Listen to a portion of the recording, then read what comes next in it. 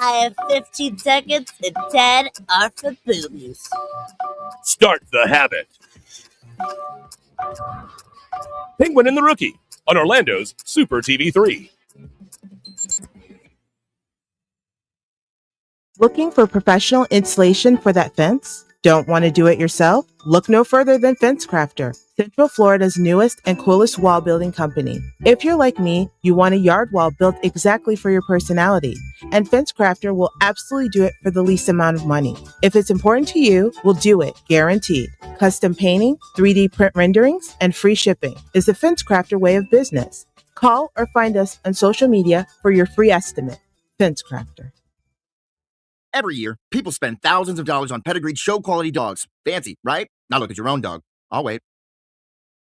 Feeling like the dollar value of your beloved pooch might be a little lacking? Hi, I'm Charlie Sousa. With my patented formula for canine restoration, my team and I flipped over 800 dogs last year alone. And this year, we hope to double, triple, or even quadruple the value of your domesticated best friend. Paid $100 for your chihuahua at a rescue shelter? We'll take that little shaky son of a bitch and duct tape a spoiler to his hiney, increasing downforce and road traction. Bingo, bango, bongo. That mutt is easily worth his weight in pewter commemorative figurines. It's as easy as that. Has Rex's eyesight started to fail in his twilight years? My system will teach you to prop him up in front of a piano while wearing sunglasses as we pipe in the music of a beloved king of blind piano, Ray Charles. Rex's net worth has just increased by 11%. It's just that easy. Flip That Dog LLC is the only solution you'll need for all your dog estimates, restoration, and reappraisals. Hire us today or buy my new book, Life's a Bitch, and Now I'm Rich, by Charles Sousa. Call now. Don't spend money on your pooch. Make it. Flip that dog. Woo! If you want to live your best life, you need to call me, Jake Berman. My life revolves around sports, but maybe yours doesn't. That's why I'm introducing the Jake Berman Betterment Program. Let's hear from a few satisfied customers. He's changed my life. His classes, they mean everything to me. Excuse me. Sorry. You need something? Cheryl, I'm going to need those reports on my desk that we talked about by 5. Do you see my lips move? I am talking to I'm sorry, a friend. You were talking to Can't someone. you see I'm talking to someone? But don't take my word for it. Jake's teachings really helped me process the death of my grandfather. Here we are to honor this man who loved immensely, who held tightly, who caressed. Hey, gently. come on! Is this a wake or a wake me up? Wrap it up, buddy! Come on! I'm Jake Berman, and the next time you wake up, you'll be that guy. Call 415-239-9878-61515. I want you to live your best life. Call 415-239-9878-61515. Then pound 10. I'm Jake Berman. After I got food poisoning from hamburger paste and McFrugal's, attorney Crab Newberg was able to recover $6,900 for me. Thanks, Mr. Newberg. You're welcome, Cinnamon. I was honored to recover $6,900 for Cinnamon after her severe food poisoning, and I'd be willing to help you too. I've graduated from an accredited law school and passed an intensive examination in the state of Florida. If you've been given a raw deal from food paste, simply go to askthecrab.com. With Crab Newberg, you've got a case. In this town, used to be you didn't have to lock your doors at night. Nowadays, you can't even leave a magnet on your car. I've seen the devil in a man's eye before. Have you or anyone you know been scarred by magnet theft? Oh, I sure wish there was somebody we could trust, you see. Well, then you called the right number. The safe recovery of your magnet gets my ticker thumping. I'm Magnet PI, and I won't sleep until you can. Coming soon to the parking lot of a mid-level amphitheater near you, it's the Out of Touch Music Festival. Do you like spending the entire day in the hot sun thinking, oh yeah, I remember them. They toured for over 30 years, and now you'll wait over 30 minutes to hear that one song. They couldn't replicate their initial success, but they didn't break up. Each act guaranteed to have at least one original member. The Out of Touch Music Festival. It's not that new music is bad or you're too old. It's both. Hurricane, but her won't on my watch. I'm pilot Anthony Migliardio, founder of the only socially funded company that destroys hurricanes. Each year, hurricanes obliterate lives, property, and taxpayers' money. But I can solve this problem. Won't stops any hurricane in any error-prone computer projection by detonating one simple Safe tested. Nuclear bomb in the very center of the eye of the storm. Sound risky? After serving despite a dishonorable discharge, I've managed to sneak out with this bad boy. That's the sound of a 40-year-old floppy disk loaded with top secret codes. Stop listening to phony pseudoscientists of climate change and let's take back our planet. Only with Hura won't. Mr. Migliario will neither confirm nor deny the possession of top secret nuclear codes. Hura won't. Patent pending, not endorsed by the Better Business Bureau. Mr. Migliario pleads the fifth. New from the makers of Sicker, the hottest craze in passive messaging technology. Singstagram. You speak it, we sing it. For all the good times. Congrats on graduating. Congratulations on your graduation. And the not so good times. Sorry to hear about your loss. Ooh, your grandma's dead. Sorry for your loss. When you have a song in your heart, but you can't quite get it out. New phone, who dis?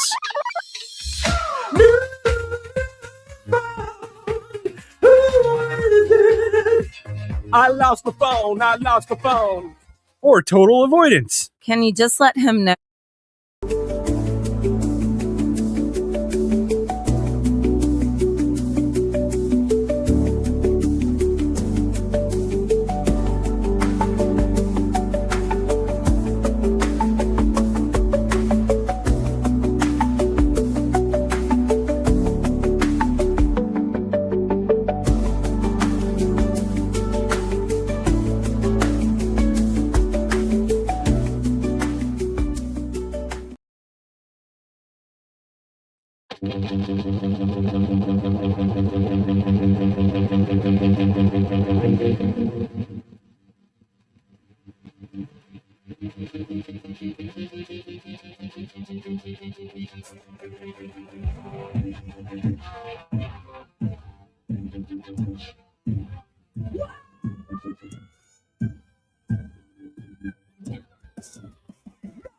Rock on, everybody. Welcome to the show. My name's Owen Money. Over there is Dirt McCoy. Yes, sir. We are Owen and Dirt, and this is Pop Culture Radio. Over there is our trusty bearded man. Hey. The newest rock star. Rap rock star. Are they the same thing, interchangeable or not? It's interchangeable. Okay, all right. It's White Baby. Yeah. I'm getting him a sumo suit. Recognize. Wait, a sumo suit. Yeah, but don't worry. It's one of those like full body zip up ones. You can get like any character, like the Spider-Man thing. I'll wrap in a sumo suit. But it's going to be a sumo one. But okay. Imagine that's going to be great. And instead of the sumo band, waistband and everything, put a diaper on it, and then he can be White Baby. There we go. Okay. Yeah, an actual giant. Hold on. Okay. Well, I could just get a giant. Already got them. Man, baby. I've got one giant. piece. I've got giant. Okay. Diapers. All right. Never. Giant diapers. We'll figure it out later. But hey, what we're talking about is your fucking phenomenal song, Goatsy. Yeah. Oh my god, you brought it up. I know. No. But now I'm going to be singing that. Well, and that's why I almost didn't want to bring it up. I didn't want to insert my curse onto y'all. Yeah, so of course, like most music, as most of us do, you listen to a song enough and you start changing the lyrics. And my brain totally unprompted changed go see to goatsy. Hello, can you goatsy? Yeah. And you know what? I know we have a lot of children listening. We're not going to explain what goatsy is. So just look it up on your own time. So I'm going to be professional and turn my ringer off. I apologize. Apparently the baby is getting her diaper. I usually remember to do that before the show. Oops, I just turned the I actually pulled out my phone earlier to turn off the ringer and of course got distracted and forgot to do that. We're so I'm glad yours went off and you're the bad guy, not me. I never have my ringer on. But yeah. And the only time I have it on is if I text somebody and I'm waiting for a response, and I'm going to be up doing other things, then I'll turn it on. But otherwise, it's never on. I should turn mine off because it has gotten to a point with the this is going to sound really old man, but like I've got 3 or 4 email accounts on Google that are all full. So individually, they all fucking tell me that I need to delete mail and everything in different I'm getting that too. intervals. I've got, apparently my passwords are fucking compromised. They're too similar. There's a new, of course, my phone, my actual contract ran out, so I'm on month to month. So 3 times a day, I get a text about the new goddamn phone they want to give me for absolutely free. So I'm sure my phone goes off no less than 10, 12 times a day now, like an alert, and they all sound the same. It all just sounds like a text message came through. Yeah. And I look and it's, fucking Verizon trying to get money again. That's enough, Verizon. You don't deserve any more. No, but hey, in honor of you and Get Low, Goatsy, go see. Hello, go see. Hello, go see. Check it out on Spotify and all the platforms. I mean, there's there's no way you can't find this song. Yeah, it's on 126 different outlets. But for you, my friend, I got you a little gift. It's not more Bacardi, is it?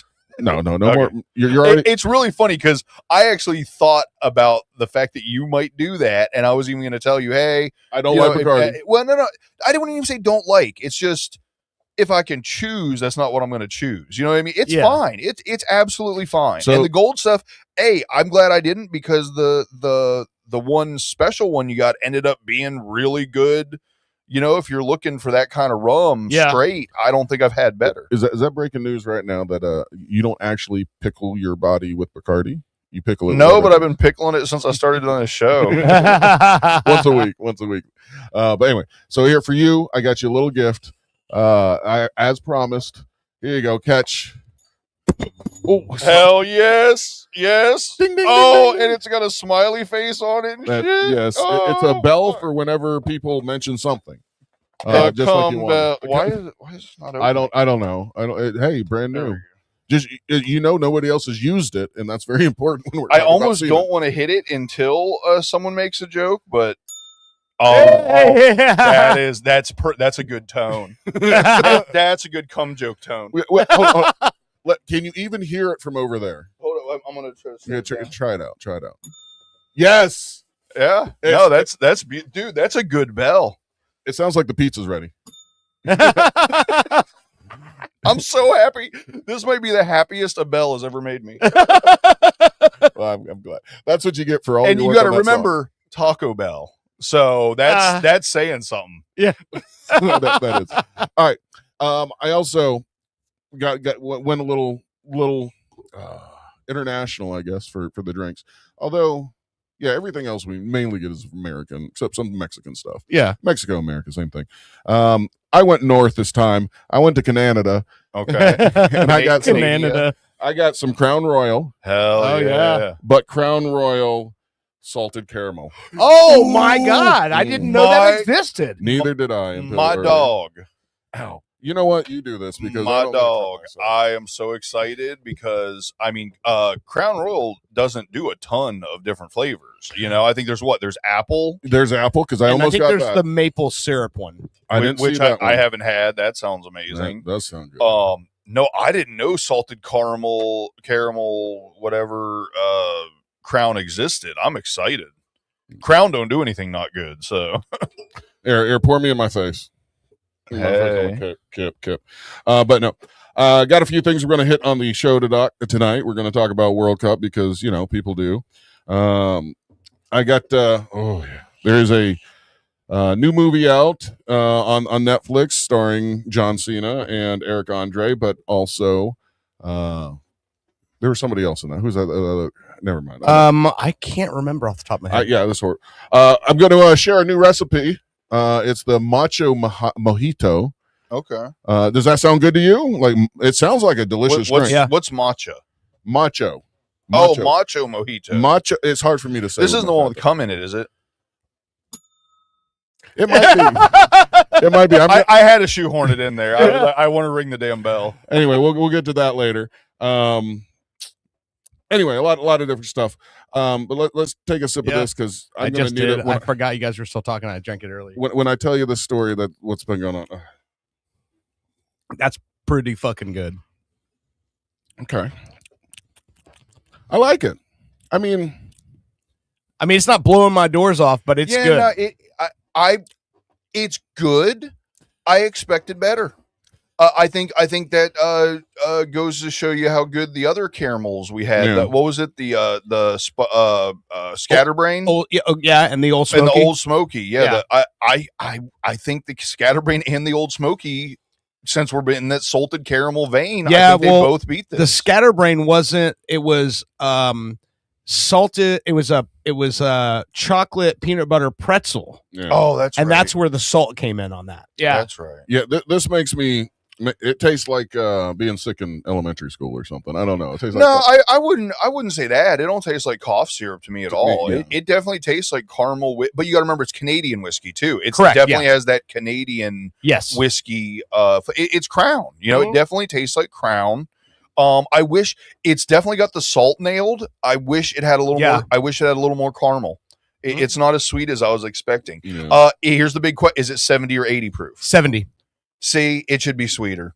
Yeah. If it was 80 proof, I'd say this is really good. But with being 70 proof, it should be sweeter. if this was like a slushy, I think it'd be really good. Well, anything. Okay. Anything We'll slushy. try that later. But no. All right. Let me tell you this. And Dirk, you might have. I don't know. You might yell at me. You might appreciate this for. I don't know. Huh. You know how I. Let Brittany told Brittany, admitted to Brittany after letting her think it was maybe her fault or something like that. I hit the expedition, broke the headlight. Yeah. It stopped working. We went to the dealer. They said it was going to be like, I don't know, $1,500 per headlight. Yeah. I'm like, I've changed. Oh, here we go. I've changed lights on my Titan. Like the whole thing before. Yeah, the whole light assembly, yeah. I've done it on a Toyota and stuff. I haven't done it on a Ford yet. And I didn't think to watch a video beforehand, but I went online. I went on eBay because that seemed to be the only place you can find the aftermarket type stuff. Right. Well, if you had ever worked on a Ford before in your life, you would have known this was doomed to fail from the start. Mainly because I don't know if it's still the same, but anytime I was working on anything Ford related, the biggest problem with Ford is they will change a part halfway through a model year. And so when you go to say like change your caliper or something, you go and get it for your year truck, and then you go to put it on and it doesn't even come close to working. And you're like, this makes no sense. And you bring it back and they go, is it this year? And you go, yeah, it's that year. And then you go, well, what month was it built in? You're like, I don't know what fucking month my fucking truck was built in. Okay. I thought we bought vehicles by the year, not by the quarter. It's on the door, right? Somewhere on the door. It is on the door tag, but look. when you could have a Chevy of like, and any part fits for like 7 years in a row. Yeah. There's a reason why, people who like to work on their vehicles like Chevys and General Motors and shit. So anyway, I get these aftermarket. To find two of them together was impossible. Really? Yeah.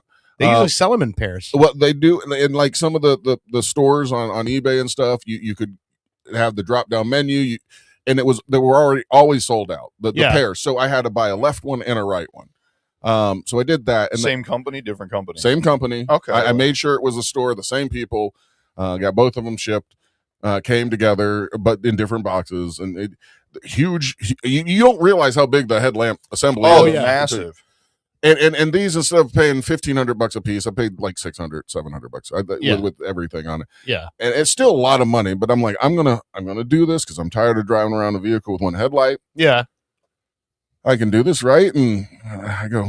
And Brittany comes out with me, and she's like, "We can do this." I'm like, "Should we watch a video first?" No, we can figure it out. I'm like, "We're smart, sure. I'm smart. I mean, I'm smart enough to want to watch a video, but not smart enough to actually watch the video. So I don't know what that tells you." So anyway, we start taking things off. We start getting into it, and I might have broke like one little plastic stud or something, but no big deal. I realized about 45 minutes into it that we're gonna have to take a bumper off. Yeah, gonna have to take like part of the wheel off, and I'm thinking, oh, God damn it! I remember your father saying, "Yeah, get those. I'll help you do it." And then I was like, I'm actually glad I didn't take him up on that. This is why I never take people up on like offering to help, because if I went over there and it started being this a big fucking job, I would have felt bad that they're having to help me with it, and then I would have wanted to like close up. Genuinely, people who are offering know what the job would entail. I know, and his dad is so awesome, he would know it would be a pain in the ass, but anyway, he might know the tricks and stuff. So anyway, I realized this is beyond me, and with a little coaxing, I got Brittany to finally fucking agree that, okay, we need to put it back together and let some professionals do it. So I took it to Tire Kingdom. I call them up. I go, listen, this is what happened. This is what I did. I ordered these, blah, blah, blah. They go, they always charge you less when they know you fucked it up and are now in dire straits to have it done. And by the way, I've already fucked up the studs, so now they got to replace that part too. Couldn't be more opposite. Yep. So he goes, okay, yeah, listen, to do one of those, he says, you got the part. He said it's 0.8 hours, so less than an hour to do one. Yeah. He goes, you want both of them replaced? I go, well, I do have both of them, but you have to take the bumper off. Yeah, go ahead and do them both. He goes, yeah, I'll do it just for 1 hour later. I'm like, great. This is great. How much is this? He's like, $150. I'm like, you can't fucking beat that. Yeah, no, that's a good deal. What is average labor cost now per hour mechanic? Is a couple hundred? It all depends, man. Like at our shop, it's $350. Okay, yeah. So when you said, as soon as you said 150, I'm like, yeah, it's. I don't even think the last time I took my tire, I don't think the last time I took my car to a mechanic that was other than, the dealership, that it was under like $200 an hour. And that was probably 10 fucking years ago. Yeah. So. It's been, I mean, it's been up there. So anyway, so I'm excited. I'm taking the vehicle to the so-and-so shop, and I'm like, hey, here it is, dropping it off. They're like, yeah, this shouldn't take long. I'll see you in a couple hours or whatever. So yeah, a couple hours comes go, and then I call them and they go, listen, we hooked it up. It's not coming on. We realized it was there's some other box in there. Sending unit or something. All right. Mullinax has one left. Apparently this is something that goes out all the time. They have one. It's $499. We're only going to charge you $550. Okay. Yeah. Okay. Do it. I've already spent how much money on headlights? This goes, right. This now goes from like $150 to now like $700, $800. He goes, yeah, but hold on for a minute. He goes, you also need tires. You also need this. Come on with that bullshit. I'd be like, put my shit back together. I'm coming to get it. Fuck you with that. I go, don't worry about that. I'll get the tires later. Just go ahead and like do the headlights, do this box thing. There's something else they had to do. And then like labor was extra on that. Anyway, they closed at 5. It came to be like 3 o'clock, 3:30. Haven't heard anything. So I called them. I'm like, what's going on? Go, all right, man. Listen, we were just about to call you. We got that new box thing in, and when the fuse is in, your LEDs work. But when we take the fuse out, the other light works, and the LEDs don't. So it's flipped. I go, well, that sounds crazy. What's going on? You going to fix that? We're working on it. I'm like, well, when are you going to get it done? I mean, you close at 5, right? He goes, oh, well, it'll be done by 5. Trust me. I'm like, all right. So I drive by. I'd be like, trust you. So far, that hasn't been going too well. Anyway, so 3:30, 4 o'clock, we drive by the place. It's still in there. The hood's up. I'm like, fucking. So at 4:30, I'm like, just drop me off. I will wait for the last 30 minutes. I'm sure they've got the right fuse at this point. I go in, and he sees me, and he's like, oh, I was just about to call you again. I'm like, yeah, great. I said, listen. You're going to have to take it to Ford. Jesus Christ. Don't tell me they charged you for the time they spent on it. So he goes, listen, you needed the box, and whenever you get the new box thing like that, you have to take it to Ford, and they need to reinstall the software. Need to program it, yeah. Yeah, and he said, it's a $15,000 program, which we don't have. You need to take it to Ford. I'm like, it's dealer-specific software that they don't have. He said, almost like they designed it so people couldn't work on their fucking vehicles anymore. He goes, everything will work. Trust me. I just called Ford. They told me this is exactly what's going on, and blah blah blah. You just need to take it there.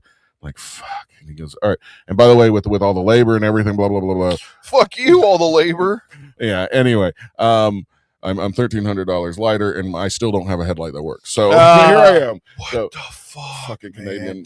How is that legal? They can charge you for something they didn't fix. They gave me the labor. They did the labor. They installed the part. They installed the parts. They found that the box wasn't working and fixed it. Whatever that box was. But shouldn't you, as a mechanic shop, know before you accept the job whether or not you can complete said job? When I was a tile guy, if I went to do a bathroom in someone's house, because this did happen to me 2 times when I was early on in my career. If you get a bathroom halfway done and you realize you can't finish it, you don't get a fucking penny. You don't, or I didn't anyway. I didn't charge any. Maybe it's just me being, the kind of person I am, but I've never known anybody to be in construction and go and get halfway through a job. I mean, of course, there's contractors that are scummy and shit, but I don't know. That just that shit So pisses me off. The thing about it is, in that particular situation, they're legally allowed to charge you because they did replace the part. The fact that it doesn't work after the fact is not something they. It's not like they did a bad job and that's why it doesn't work. Why it didn't work is because Ford has to flash the new controller. Exactly. So yeah, my thing is, I'm always the type of guy to go to the dealer if I have something. I'm just go there. I know I'm going to pay extra, and I know I probably would have paid $3,000 or something to get those headlight or that one headlight fixed. Yeah, just the one light was going to be like $3,000. But anyway, but now I've paid like $1,300 for the headlights, $1,300 again for like labor and so.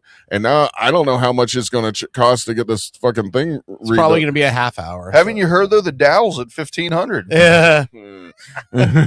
Yeah. Anyway, so I love the fact that, and this isn't even political in my opinion. This is just rich person, poor person. This gets better the more rich people's idea of telling you how great things are is something that's doing great that nobody can afford to participate in unless they already have a decent amount of money.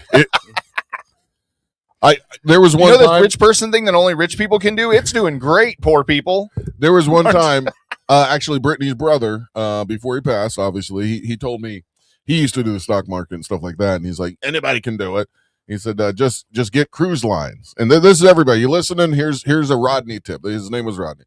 And he said, get cruises and try to buy them when they're on the slump, when it's not a cruise time, because everybody loves cruises all around the world, and that shit just keeps going up. So, and I did that, and I made like $1,000, which quickly went away. And when I cashed it out, I mean, they took money out of it too, so I didn't really make that money. Yeah, stock market sucks sometimes, but if you have a lot of money, it's going to be great. So that's what I'm trying to get to. But it just and it's like basically just like he said, it's like. Whenever I hear commercials on the radio for International Diamond Center, they're like, a pair of diamond set earrings for only $5,000. And this lady's creaming herself over this. And I'm like, $5,000 for a pair of fucking. Does creaming herself count as jizz? Oh, shit. I am sorry. No, I was sleeping. Female jizz still counts as jizz. Yeah. Yes, it does. You heard it here first. Female jizz still counts as jizz. That was your bell, by the way. I wasn't stealing your cum bell. All three of us got one now. No, but dude, the International Diamond Center, I have abs every single time I hear those. I think the same thing you just said, and also I go, is anybody that can afford a pair of $5,000 diamond earrings rolling around waiting for a radio commercial to tell them that they're on sale? If you can buy $5,000 diamond earrings, I doubt you even give a fuck about a sale, right? For one, and like I said, is that the catalyst? Like you're going to fucking Ruth Chris and you're like, oh, International Diamond Center's having a sale today. Let's go get those diamond earrings. Yeah, It just seems like such a weird thing. Muffin, let's go get Muffy, right? Muffy, yeah, whatever your name is. Muffy. What was that from? I don't know. Muffy. Was that Gilligan's Island? No. Yeah. It could be. Yeah. Whatever. I remember what you're talking about. I just don't remember what it's from. Let's go get some diamond earrings because we're so. Was it Mr. Magoo? I don't know. All right. Wait, hit that bell again. Magoo. That would be my porn name. Have one eye is all covered in goo. Mine. I actually said one time mine would be Ramsey Broadcock. Sounds like a distinguished gentleman that'll. The one that always made me laugh was Barry McCockiner. Mr. McCockiner. Mr. McCockiner. Oh, man. Wide cock, really? Do you have a wide cock, or would it be like... No, it's the name, Broadcock. Would it be a surprise? Shit, that reminded me. So I thought of a joke that I thought that everyone had heard, and then like I've told it occasionally, just that I like to revive it, and then nobody that I tell it to has ever heard it. I feel like you have to have heard of Dirt being around like, the rock scene and stuff, but have you guys ever seen the barcode on a condom? No. I mean, you do have to unroll it all the way. So. All right. I would have I've heard that. Yeah. I heard it as serial number, but there's still okay. That's still a good one. I cried the first time I heard it too. So. And then the next time it was the first time I actually unrolled a condom all the way to see if it was actually true. Is it? No. Well, and then I felt like an idiot for doing it. Dirt, it's okay if you didn't know if there was a barcode on the condom. You can't see through your mouth anyway. Oh, Jesus. You don't have eyeballs on your tongue. God damn. Like that? That's great. Hit the bell. I don't. That counts. That wasn't a cum joke. That was it can't just be any sex joke. It has to be directly fluid related. My favorite joke that in that same vein it's one of this old guy, Mel Craig, one of my mentors in comedy. And like I said, he was in his late 60s when I met him. So he told me this joke where these two old men are sitting on the front porch of their farmhouse, and this Mercedes is driving through, and it has a flat tire, pulls over the side of the road. And so one guy was, Melvin, he goes, I reckon we should help that lady get that tire fixed. And he says, yeah, I reckon you're right. So they go out there and they fix the tire and start the car up, and the belt's shredded off of it. So, well, we got to get you a belt, but the parts store don't open until tomorrow, so you're welcome to crash here if you'd like. She says, all right, well, I guess I've got no choice. So she crashes there, and she's drinking whiskey with them, and one thing leads to another. And she says, if we're going to do this, she's like, you guys have to wear these condoms because I don't want to get pregnant. And they said, well, you know what? No problem. They put the condoms on. So fixed the car the next morning. She drives off. A couple weeks later, they're sitting on the porch. And then one guy said, Henry, you remember that time that rich up-to-do city girl come through here and flat her tire out in the road? And he goes, yeah, I remember that. He says, that was a good time, right? And he goes, yeah, it was. And then he says, he says, well, Melvin, do you give a fuck if that lady gets pregnant? He says, no, I don't. And he says, me neither. I'm taking this fucking condom off. It's got to be hard to pee like that. Yeah. Dude. Yes. You said that like you had some serious questioning or wisdom coming behind it. No. Dude. That was a serious dude. Dude. Do you remember the first time you did you experiment with the condom before you actually before game day? Yeah. I did too, and I remember I got interrupted. This tastes weird. No. I was putting it on just to figure it out, and my grandparents, and we lived in a double wide trailer, so there's not a whole lot of privacy or whatever. And I felt the whole trailer shaking as my grandmother was coming down the hallway to tell me something. So I had to zip up real quick and everything. And I didn't take the condom off. Okay. And I forgot about it. Yep. And then I later went to go to the bathroom and didn't even think about it. And I think I sat down because I was going to, do everything. And I started peeing, and the weirdest feeling happened. And then I looked down, and I peed in the condom. Those condoms can have a lot of fucking fluid inside them. I'm just saying, whoever designed that plastic should get a Nobel Award or something, because there is no plastic like the condom plastic. Isn't Nobel for writing? No, Nobel. There's lots of Nobel prizes. Yeah. There's got to be one for a condom. Okay. Well, which reminds me of another joke. Why did the condom fly across the room? Because he got pissed off. Jesus. No, but that's wild, and that is not the first time that I've heard a story that's made me go, I feel like I either notice or pay attention to things a lot more than the average person, because I hear a story like that and I go, how do you forget you had a piece of plastic wrapped around your penis? Like, you don't want your grandparents to know, and you got to go to 4:00 dinner. Well, even more so, I would think that you would be thinking about it the whole time. You could feel it. Did you not feel it squeezing? Is that the problem? Is that what's going on here? No. He's like, there was no pressure at all. It fell right off. It was just sitting in my shorts. It wasn't a whole long time period between there. It was. I panicked, and I mean, I'm not shaming you for pissing your condom or anything. No. It's an important question. I totally get it. It wasn't like we went to dinner and I had it on for a long period of time. It was more like 10 minutes while I talked to him and like try to play it up. Okay. Then you're focusing on trying to. And then I got to go to the bathroom. We got to get ready to go. And I sat down and then I felt this big like balloon, a balloon happening. And I like looked down and then I remember I was like, fuck, how do I do this? And we had like the old trailer that had carpet on the floor. So I can't splash anything. So I had to like roll it down and drop it into the bowl. like a fucking hand grenade. And it splashed up. The pee came up a little bit. Well, not to mention, as soon as you break that seal, it's coming back at you. Yeah. Disgusting. Right? That's why I don't use them. Well, we see how that turned out for you. Well, I mean, it was going pretty good until Brittany showed Damn fertile bitch. Hey, I mean, I don't regret a thing. But anyway, all right. Speaking of having 3 kids and peeing in a condom while your grandparents are outside the door, it's PTSD Awareness Day. Oh, okay. Yeah. I mean, that's basically the same. Pissing in a condom in your grandparents' trailer is the same thing as going to Fallujah. That is definitely traumatic. Trauma is trauma. No matter where Some guys stormed the beach of Normandy. I had to pee with a condom on. I forgot for 10 minutes. Same thing. Just less gunpowder. I also same smell though. Mm-hmm.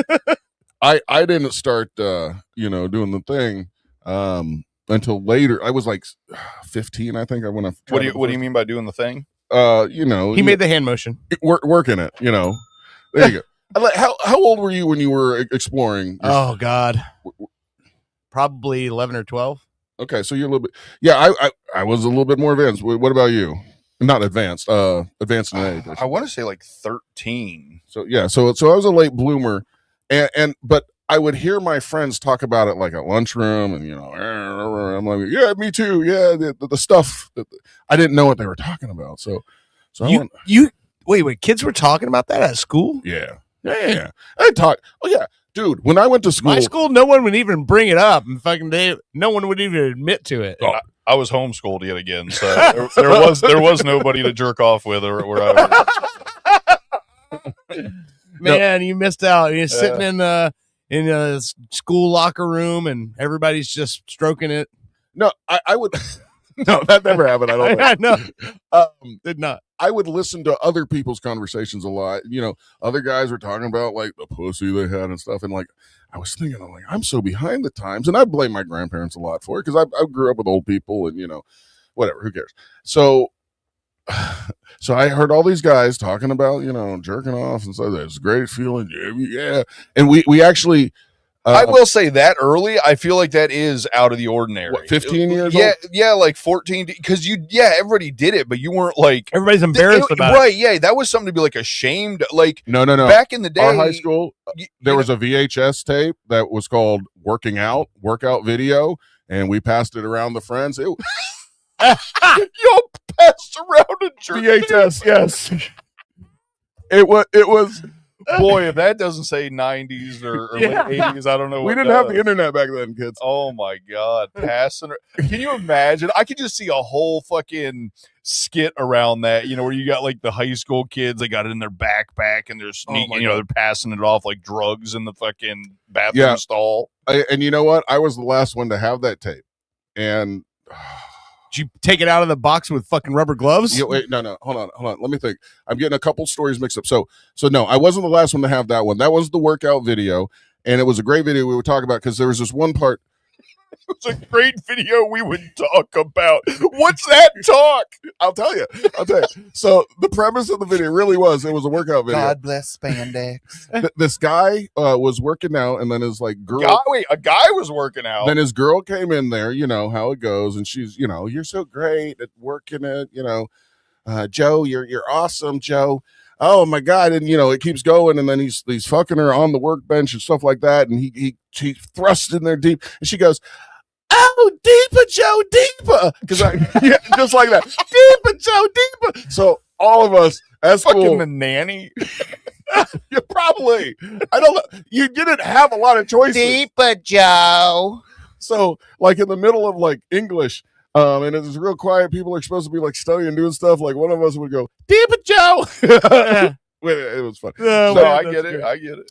Now, what I was kind of getting it mixed up with, and kids, this shows you how old we are, how lucky you fucking have, and even if you have to like steal your dad's ID to get on the fucking online, you're lucky. So, in the time of VHS, and you'd sometimes get the Skinamax for free in the middle of the night. I was lucky enough to have a fucking VHS tape recorder in my goddamn room, and that like 2 days. Every 6 months you got those Skinamax things with like I think the guy from X-Files or something. David and Company, Red Shoe Diaries. Oh yeah, that's it, and a couple other ones. I always remember Emmanuel in Space. Y'all remember that one? Or No. No. But I would make the most of my free preview. I would record them, and I put something else on the tape.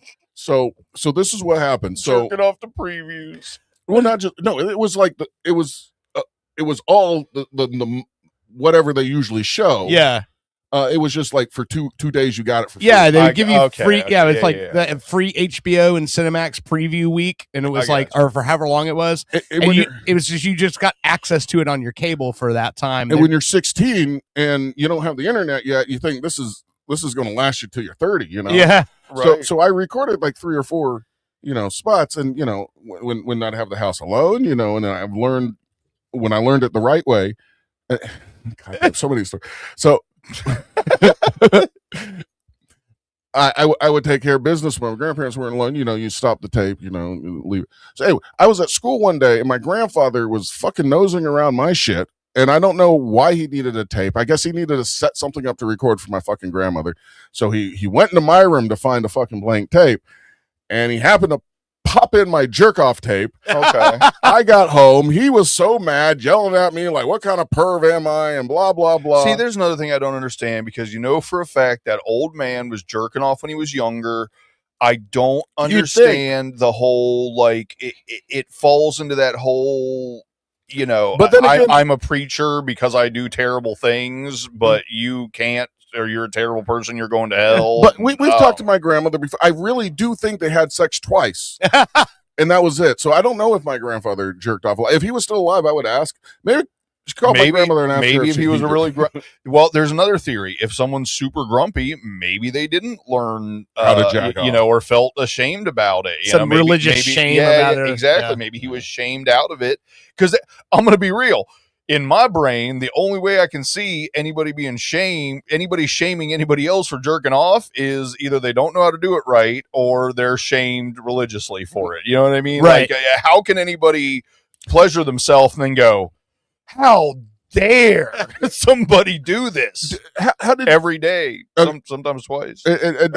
Don't hit me up too hard for this question, but how did y'all figure out how to do it? Did your dad sit you down and tell you what to expect? No. Or did you just hands off? Come in here. Hey, come in here. I want to show you something. No, but I shit you not. My dad did try to have a conversation about it. Like, what I think probably happened is, I'm sure it's pretty obvious when your teenage son starts disappearing in the bathroom 5 times, 4 or 5 times a day, and it's way longer than usual, and you can hear the fucking music in there. I'm sure you know what's going on. So he had the conversation with me like after it became a thing for me. And it was really weird because he was talking about, well, have you taken yourself to completion? Blah, blah. I'm like, what? Why are we having this fucking, like, even if I did, like, of course I'm not going to tell you I'm that. not telling you shit. Yeah. So, yeah. Well, okay. Here. I'm actually liking this more the more I drink of it. Exactly. That's what I'm saying. I don't know. Yeah, no, that's good. it's certain liquors, man. It's a little strong until, you get a slight buzz. You've had a couple shots.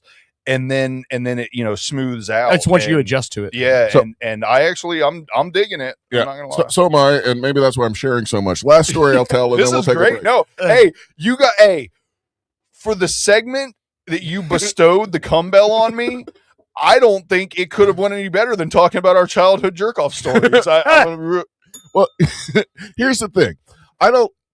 I obviously, like, I didn't get to talk or anything, and I remember before. Don't worry, like I said, you wouldn't want it. Be glad. And before my dad died, I remember, I think it was like kindergarten or first grade probably. They had like some video that your parents had to sign off for, that so you can watch it. It's all about the reproduction how it happened. You watched that in kindergarten? I think, or first grade. Yeah. What fucking schooling system were you in? There's a private school. I gotta join. Lutheran school, actually, a Christian school. Oh, that makes sense. I was the only student in all of like the first grade. There's 2 first grade classes. I was the only one that was isolated into the room. So the 2 rooms were connected with the bathroom. So I had to go sit and not learn about how reproduction. Oh, because they wouldn't sign it. I did go into the bathroom and peek and see what it was kind of about. I remember seeing eggs and sperms. This is why for the longest time, and I say longest time, like, I don't know, I was probably like 10 or 11 when I finally figured out that you don't pee in a woman's mouth to get her pregnant. Okay. Yeah. Which explains why no kids until now. He's been trying to retrieve that pee condom so he gets someone pregnant. No, but hey, don't feel bad, because I actually was banned, not banned, but my mother refused to let me attend any what do they call that? Health the health sexual education. Yeah, any I was banned from it all 100%. So yeah. So let's go back to once I'm like 14, 15 years old, I'm hearing everybody talk about it. You know, yeah, you got to jerk off. You haven't seen the workout video yet, Owen? Come on, you got to watch. So anyway, I get home, put the video in, and I'm like, all right, what am I supposed to do here? All right, supposed to touch myself, right? All right, so I start punching yourself in the I rub it in and flinging it around. I'm like, all right, oh, John. I still flick mine to this day. Y'all flick yours? No. Flick it. Yeah. No, hard. Yeah. No, flick that shit hard. Nope. Do not do that. No, try it. Right now? I mean, if you feel the need, I won't judge. We'll take break. If you never flicked it, I mean, we'll flick it in the break. Flick it in the break. So here I am, flick it in the break is great. Little 15-year-old Owen in the back of my double wide trailer with my door shut. Keep in mind, the room that I'm in, which is my room now, is the room that I guess my dad stayed in and lived in for the 2 years he lived with my grandparents. So anyway, I'm trying to learn how to jerk off in my dad's old room, and I'm and it got big, and I'm like, all right, this is feeling good. And then I'm like really focusing. I'm like, I think something's going to happen. I think, hold on, let me stop for a minute. And I really focused, and I really pushed, and then all of a sudden I started peeing. I peed on my belly. I'm like, this isn't right. I didn't do something right. I did not give up, though. A couple times later, I actually figured it out. It's like 3 or 4 more piss-soaked sheets, and I had it down. I figured it out, God damn it, and haven't regretted it since. So. Did you see? I don't know if you guys saw this, but I don't know if I shared it with you guys or not. Let's delete this segment. I have a friend who is big on the Reddit. Reddit threads. The Reddit threads where people share embarrassing stories. Uh-huh. And this one guy, you can tell by the choice of words that he's from the UK. But he said that when he was in middle school, that he used to spray fart spray in the bathroom to disguise when he was in there jerking off. He said, but the fart spray that he bought was so terrible that his mother thought that he had something wrong with him, and he ended up going for a colonoscopy. She took him to a GI doctor, and he got a colonoscopy because of the fart spray he was using. So I do want to say this because this is, I think you guys will find funny. So the first pornography video that was shared with me was a movie called Boobs A Poppin'. And the premise of this story, and I still have a copy of it, not in this house, but it's packed up in some other shit at my parents' house. But it's a VHS tape. That's weird. That's what my wrestling coach used to call me. Boobs A Poppin'. But what's funny about the movie is it's one of those from the 90s where they had a storyline, right? Yeah. And the storyline was these of course these 2 couples are sitting on the couch in their shitty, apartment or something, dirty trailer, yeah. And they're watching TV, and then they of course start fucking, and then as they're flipping through the channels, there's this commercial about this new apartment complex that's super cheap. And they're like, oh, the rooms look nice too. So they go down to look at the place. Well, it turns out the reason why they're so cheap is because they're filming all the people fucking in the rooms and then making movies out of it, right? Well, the guy who runs the apartment complex, played by Ron Jeremy. And so the first time you see him, it's when he's talking to the two couples, and he gives them the keys and like, welcome to the community. And they leave. And then his secretary comes in, who's played by Lethal Weapons, and she has giant boobs. And so she's standing next to his desk talking to him, and he says something to her, and he lifts up her skirt, and she's got no panties on. And it's just the funniest scene. He lifts it up, and then he goes, "Hey, look, a pussy." And that was the funniest fucking thing in the world to me. It was weird. It took 47 takes to get that one line. That's your Deepa Joe Deepa. That's your Deepa Joe Deepa. Deepa Joe Deepa. Look at that pussy. You know, same interchangeable. Oh, man. But I'm taking notes. So we got Boobs a Poppin' was Dirt's first porno. Yeah. Bushy likes to flick his dick. Yep. There's going to be a masturbation song at the end of the show. Nice. All right. Do you have any other weird first times? The only other thing I could think to add, I thought I told this story on the show before, but my first introduction to porno was actually even like way after I had started. I was like 16 or so, and the job where I was working, it had an outdoor bathroom that was kind of like wasn't connected to the main shop. And so we'd go out there to go, and there was a road. We had like a 6-foot chain link fence, and there was a road that went right down beside the shop, on the bathroom side. And someone had just thrown a paper sack full of Swank magazine like over the fence. I don't know. I don't know if a parent was mad and getting rid of their kid's stash, or if they were done with it and decided they just throw it. I just knew I went to go to the bathroom one day, and there's a paper bag laying there in the path, and I pick it up, and it's full of porno mags, and I'm like, well, this is convenient. Yeah, I know where this is going. Yeah, and so I started jerking off at work. It was great. Okay, funny little. Many times I go in the bathroom and go, I'm getting paid for this. Funny little tidbit about Swank magazine. So, somebody gave me a Swank magazine one time, and it was the first time I'd seen anything other than Playboy or Penthouse, which are so the spread like blew your mind. Yeah, super G. I mean, I say G-rated for porno, but super like tame, right? Right. Yeah. And the copy of Swank, I remember when I was flipping through it, and on the first couple of pages, there's an advertisement for you to get your own subscription to Swank mailed to your house, which of course can't do that.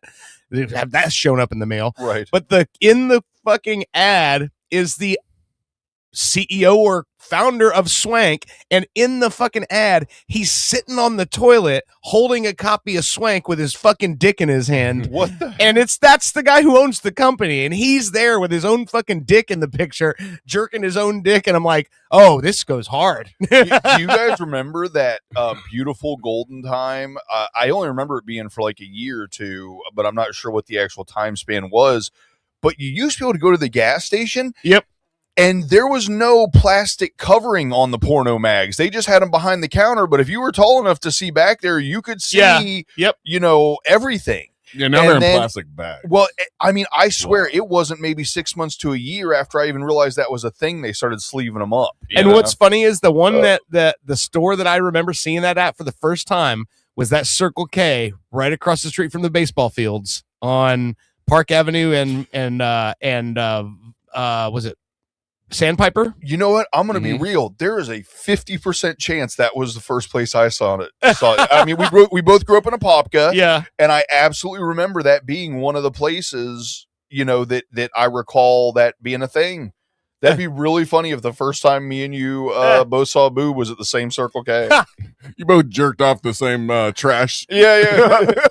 Well, apparently everyone in your school jerked off to the same tape. Yeah, but I mean, we passed it around. It was a thing of honor, not a thing of honor. Yeah, you had to be cool if you got the workout tape to take. Okay, I'm going to share this story. I don't think I've ever. I know I've told people before, but I've never shared it on a platform like this. So, one time I remember it being funny to me after the fact. Yeah, not at the moment where I figured out the ridiculous mistake I'd made, but one time I accidentally bought Magnum condoms and didn't realize it until I was trying to use said Magnum condom. And I'm like, well, I'm going to have to figure this out on the fly. And so what I did was, just like a girl would use a scrunchie, I just put my balls in them. And that held it on. It was like the knot at the end of I thought you were going to say you took a couple popsicle sticks and ran it down the side. No. To create some No, I just put it all the way on. I put it all the way on, and then I fucking put my balls in there, and then held it on. So, now that everybody knows, I almost don't want to tell this story because it's almost the opposite of that, and I don't want to look like I'm humble bragging or anything. But every time I'd ever wear a condom, many times when I was younger, I did not wear condoms when I probably should have.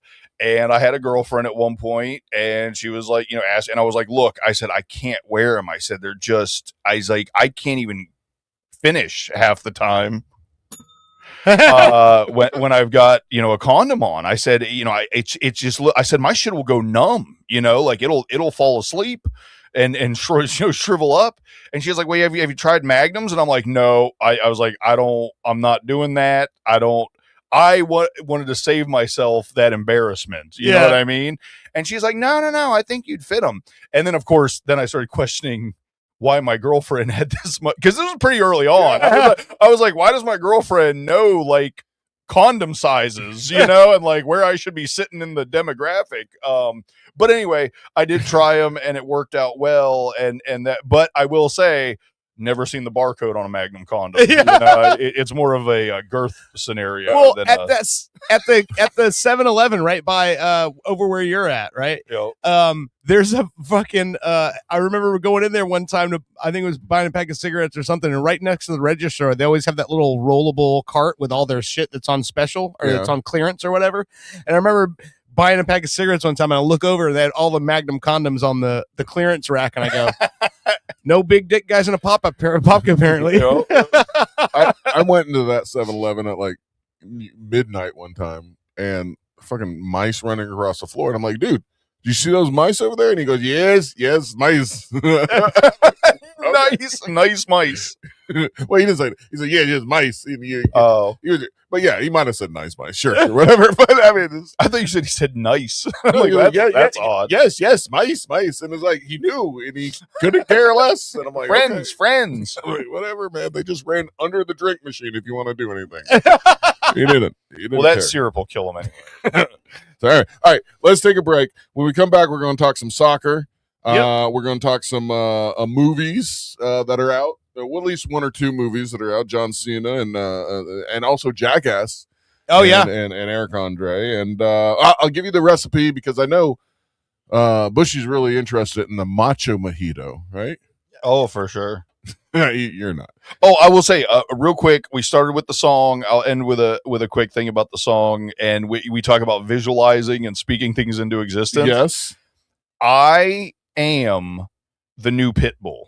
Okay, except I'm the new Pitbull who's old Pitbull. Okay. Because this song seems to be really resonating with women over 40. For whatever reason. Okay. It seems to be the vein of what loves this song. All right. And in what way? Like you got to share that a little. Most of the positive feedback I've gotten is from older women. That's because you only talk to older women. That's true. Let me tell you, I know a 2-year-old woman. Okay. My daughter, she seems to like the song when it comes on, when I play it. And when I'm scrolling through my Spotify of what I want to listen to, you're one of the most recent songs that I like. Since the song just came out, fucking everybody out there listening, go How Low Go See. I want to say Goatsy. I don't even want to call it by anything other than Goatsy. I'm sorry. Just go see the song. Yeah. Go check it out. How Low Go See, which is a fucking catchy song. Try not to. What's Jackson thing? Well, that's what I was going to say. Whenever I start, turn on my Spotify to go find a song to listen to, it's one of the ones at the top. So he goes, "Oh, look, it's Bushy. I want to hear Bushy's song." And I said, "Listen, it's 3 times That's enough. And today I was like, I'm going to go do the show with him. And I'm sure I'm going to hear about it. That's enough. No, right. I'm just kidding. No, but he loves the song. So that's a 6-year-old and a 2-year-old that enjoy it. Also, this 7-year-old now, I'm enjoying it. Well, it really feels weird to say women over 40 because it sounds like I'm talking about old, and I'm like, I am a male over 40. So think about when you were 19. When I say anything about over 40, I don't feel like I'm included in that statement, but I am. Mentally, we aren't. But no, believe me, this segment proves to everybody mentally we are not 40. These are segments like this are my favorite segments, but also I do have family members that listen to this. Well, also, I mean, that bell on the table next to you is the physical embodiment of the fact that we are not 40 mentally. Yeah. And you know what, to make it even worse, we purchased a fucking bell to celebrate our cum jokes. I love the fact it's got this smiley face on it. Every time I look over to ring it, it's like it's smiling at me. And I know that sounds really dumb, but it's saying, "Hey, congrats, buddy." Yeah, and it's like another load. Or he's saying, I just did it. Yeah. That's the face I get.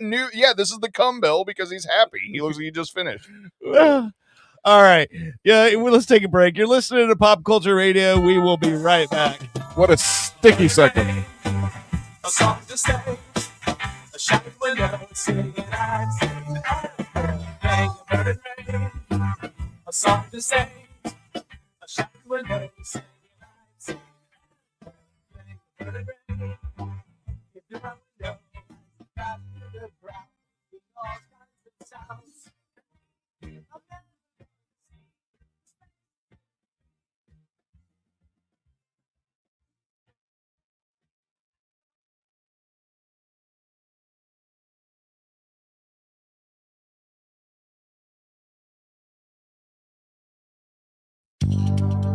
We've all been there.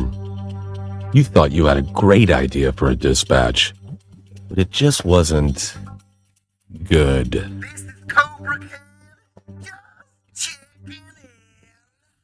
Sure, it's hard to be original.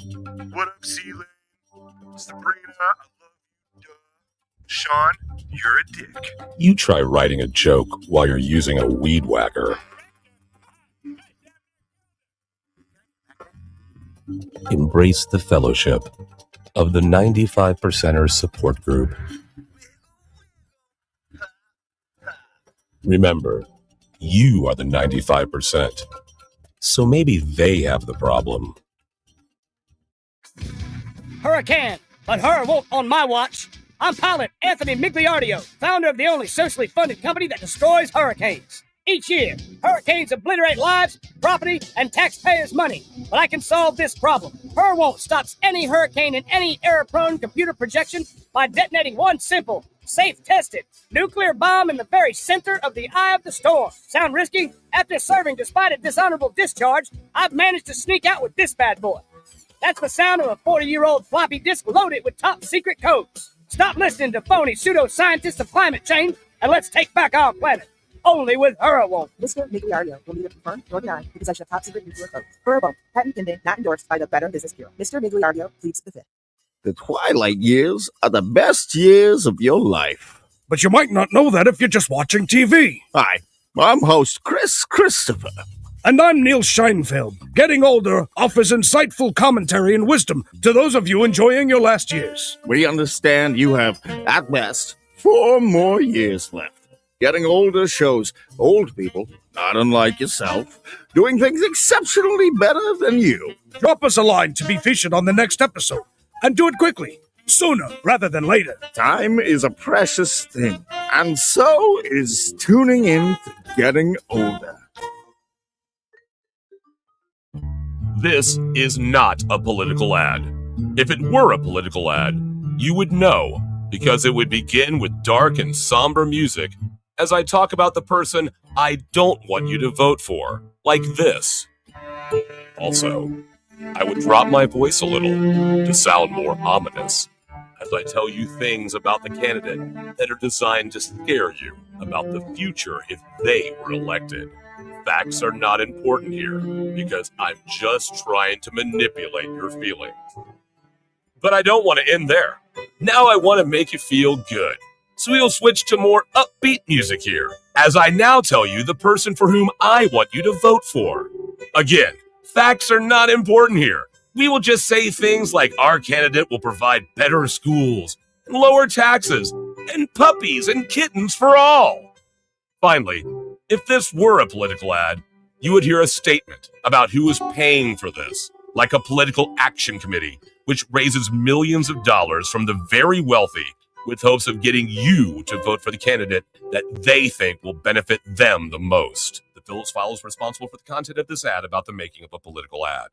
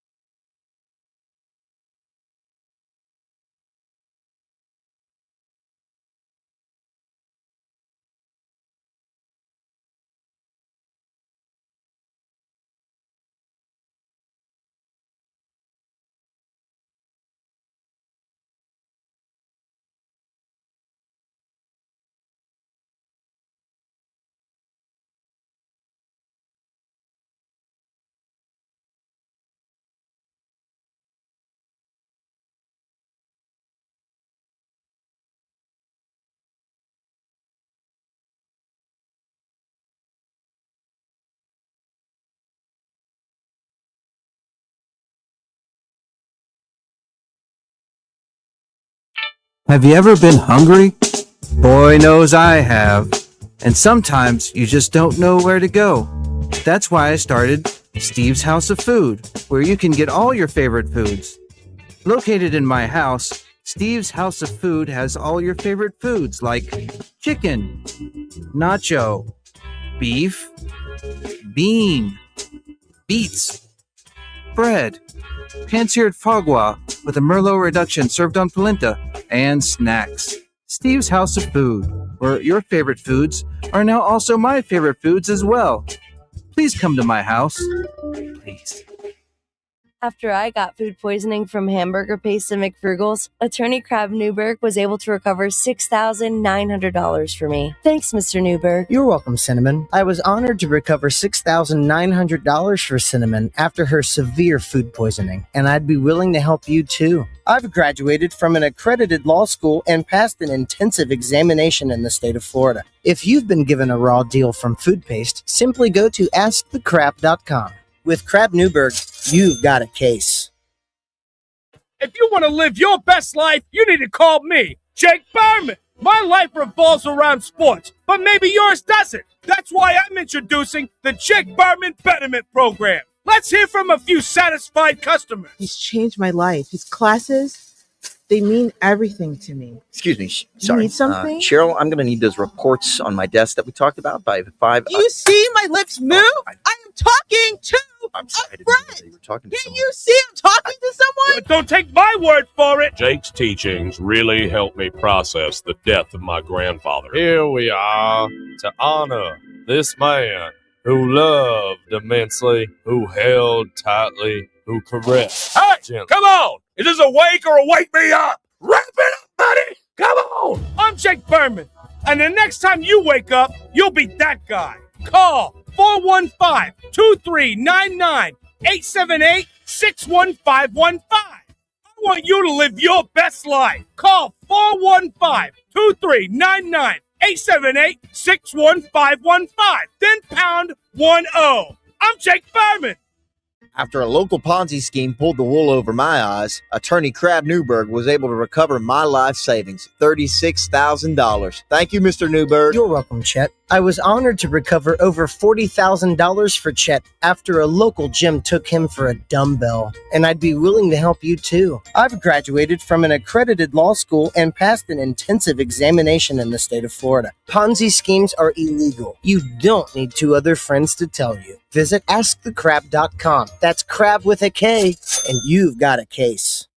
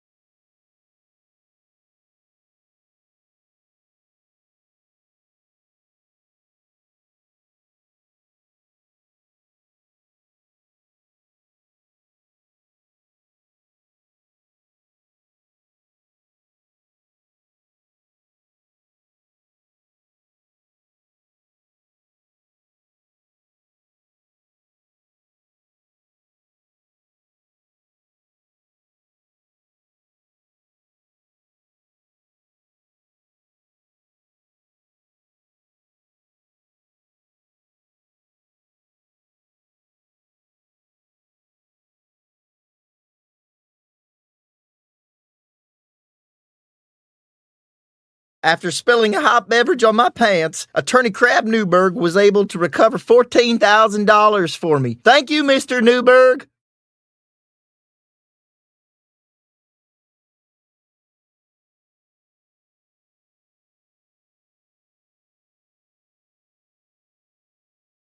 However, I specialize in only one area, you.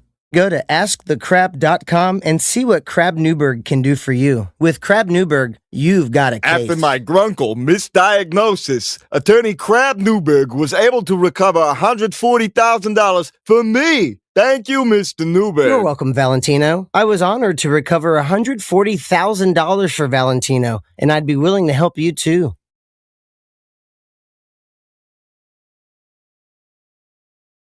Grunkle is a very serious congenital condition. If you've been misdiagnosed, go to askthecrab.com.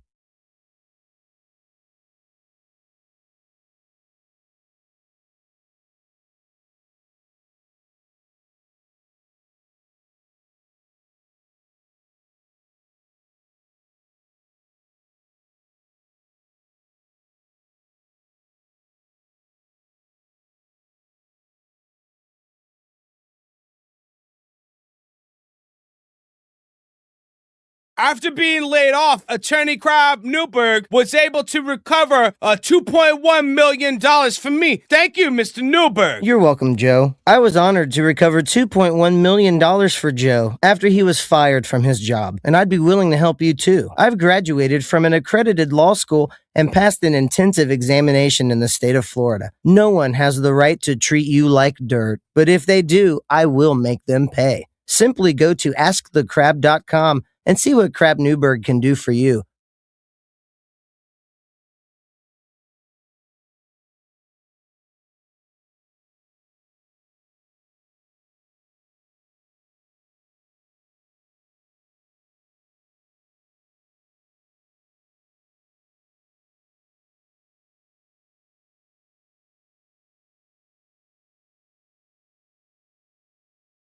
After my illiteracy prevented me from reading the slippery when wet sign, Attorney Crab Newberg was able to recover me $50,000. Thanks, Mr. Newberg. Education can be the most important decision of your life. So why not invest your life savings on one of the best, Altamont College? Welcome home. This above-average college will help you decide if college is your calling. Whether you're a doctor or physician, a teacher or librarian, a farmhand or otherwise, Altamont College, let us wow you with promises. Ginkgo Kielbasa, from the people who brought you Energy Brat, comes a taste you'll never forget. Ginkgo Kielbasa. The first time you met the love of your life and the smell of the air. It's a Me Too memory miracle. Ginkgo Kielbasa. Overcoming the rival team. And the first time you won the game. Listen to that crowd. Ginkgo Kielbasa. The first time you couldn't pay rent and the taste of delicious ramen noodles. Ginkgo Kielbasa, the meat you'll remember. You've seen the phenomenon of making a murderer. Now it's time to go a bit deeper. Super TV3 now brings you Making a Shoplifter, the documentary tale of a man accused of an unspeakable crime. Hey, hon. I'm sad. Oh, yeah? Oh, You know, just try to think of the good times, huh? it's been 56 minutes. I still have to pee. Oh. Yeah, they let me go once. I've had a great pop since then.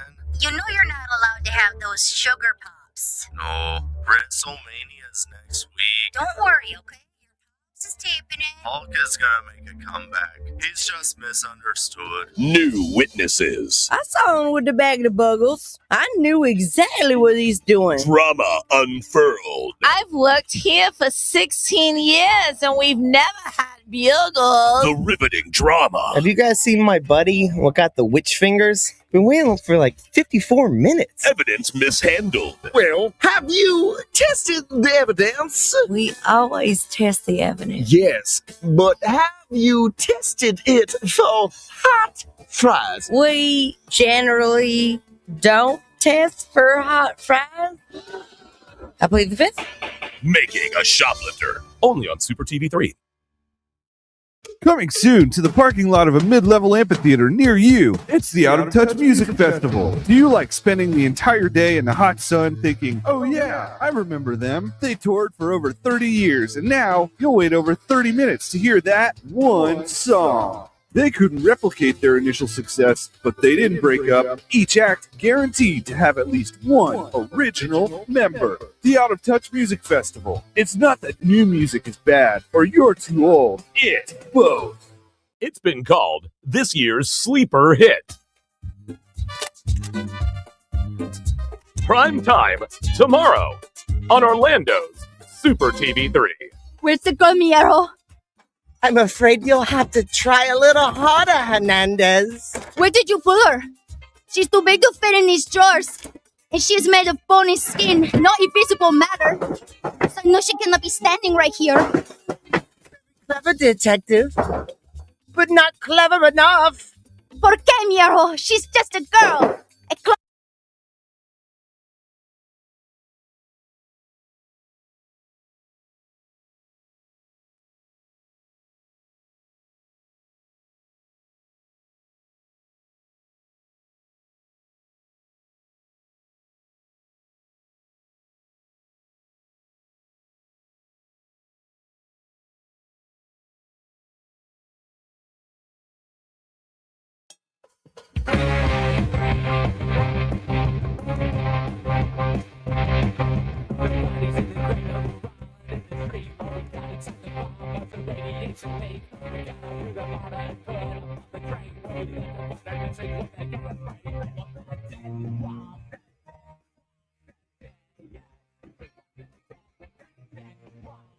Well, welcome back to Pop Culture Radio. Woo-hoo. Anything going on in the chat room tonight? I don't think I've seen anything come up No. yet.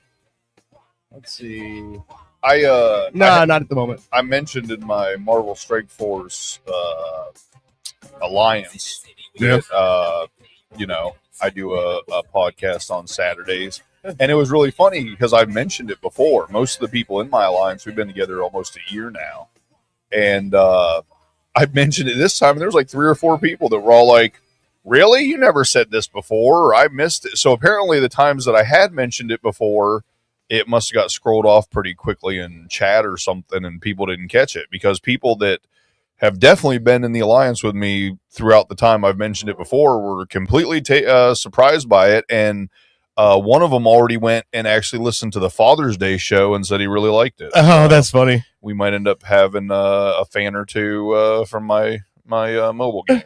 Speaking of which, there's been an overwhelming comment on our socials this week, because the reel, the short, the TikTok, whatever, when you talk about the game that you're playing and how really? the new game that you're playing, and it's been, all the comments have been, how the fuck you gonna not say what the game is? Because the clip that he, and nowhere in it or in the description does it even say what fucking game we're talking about. I love that.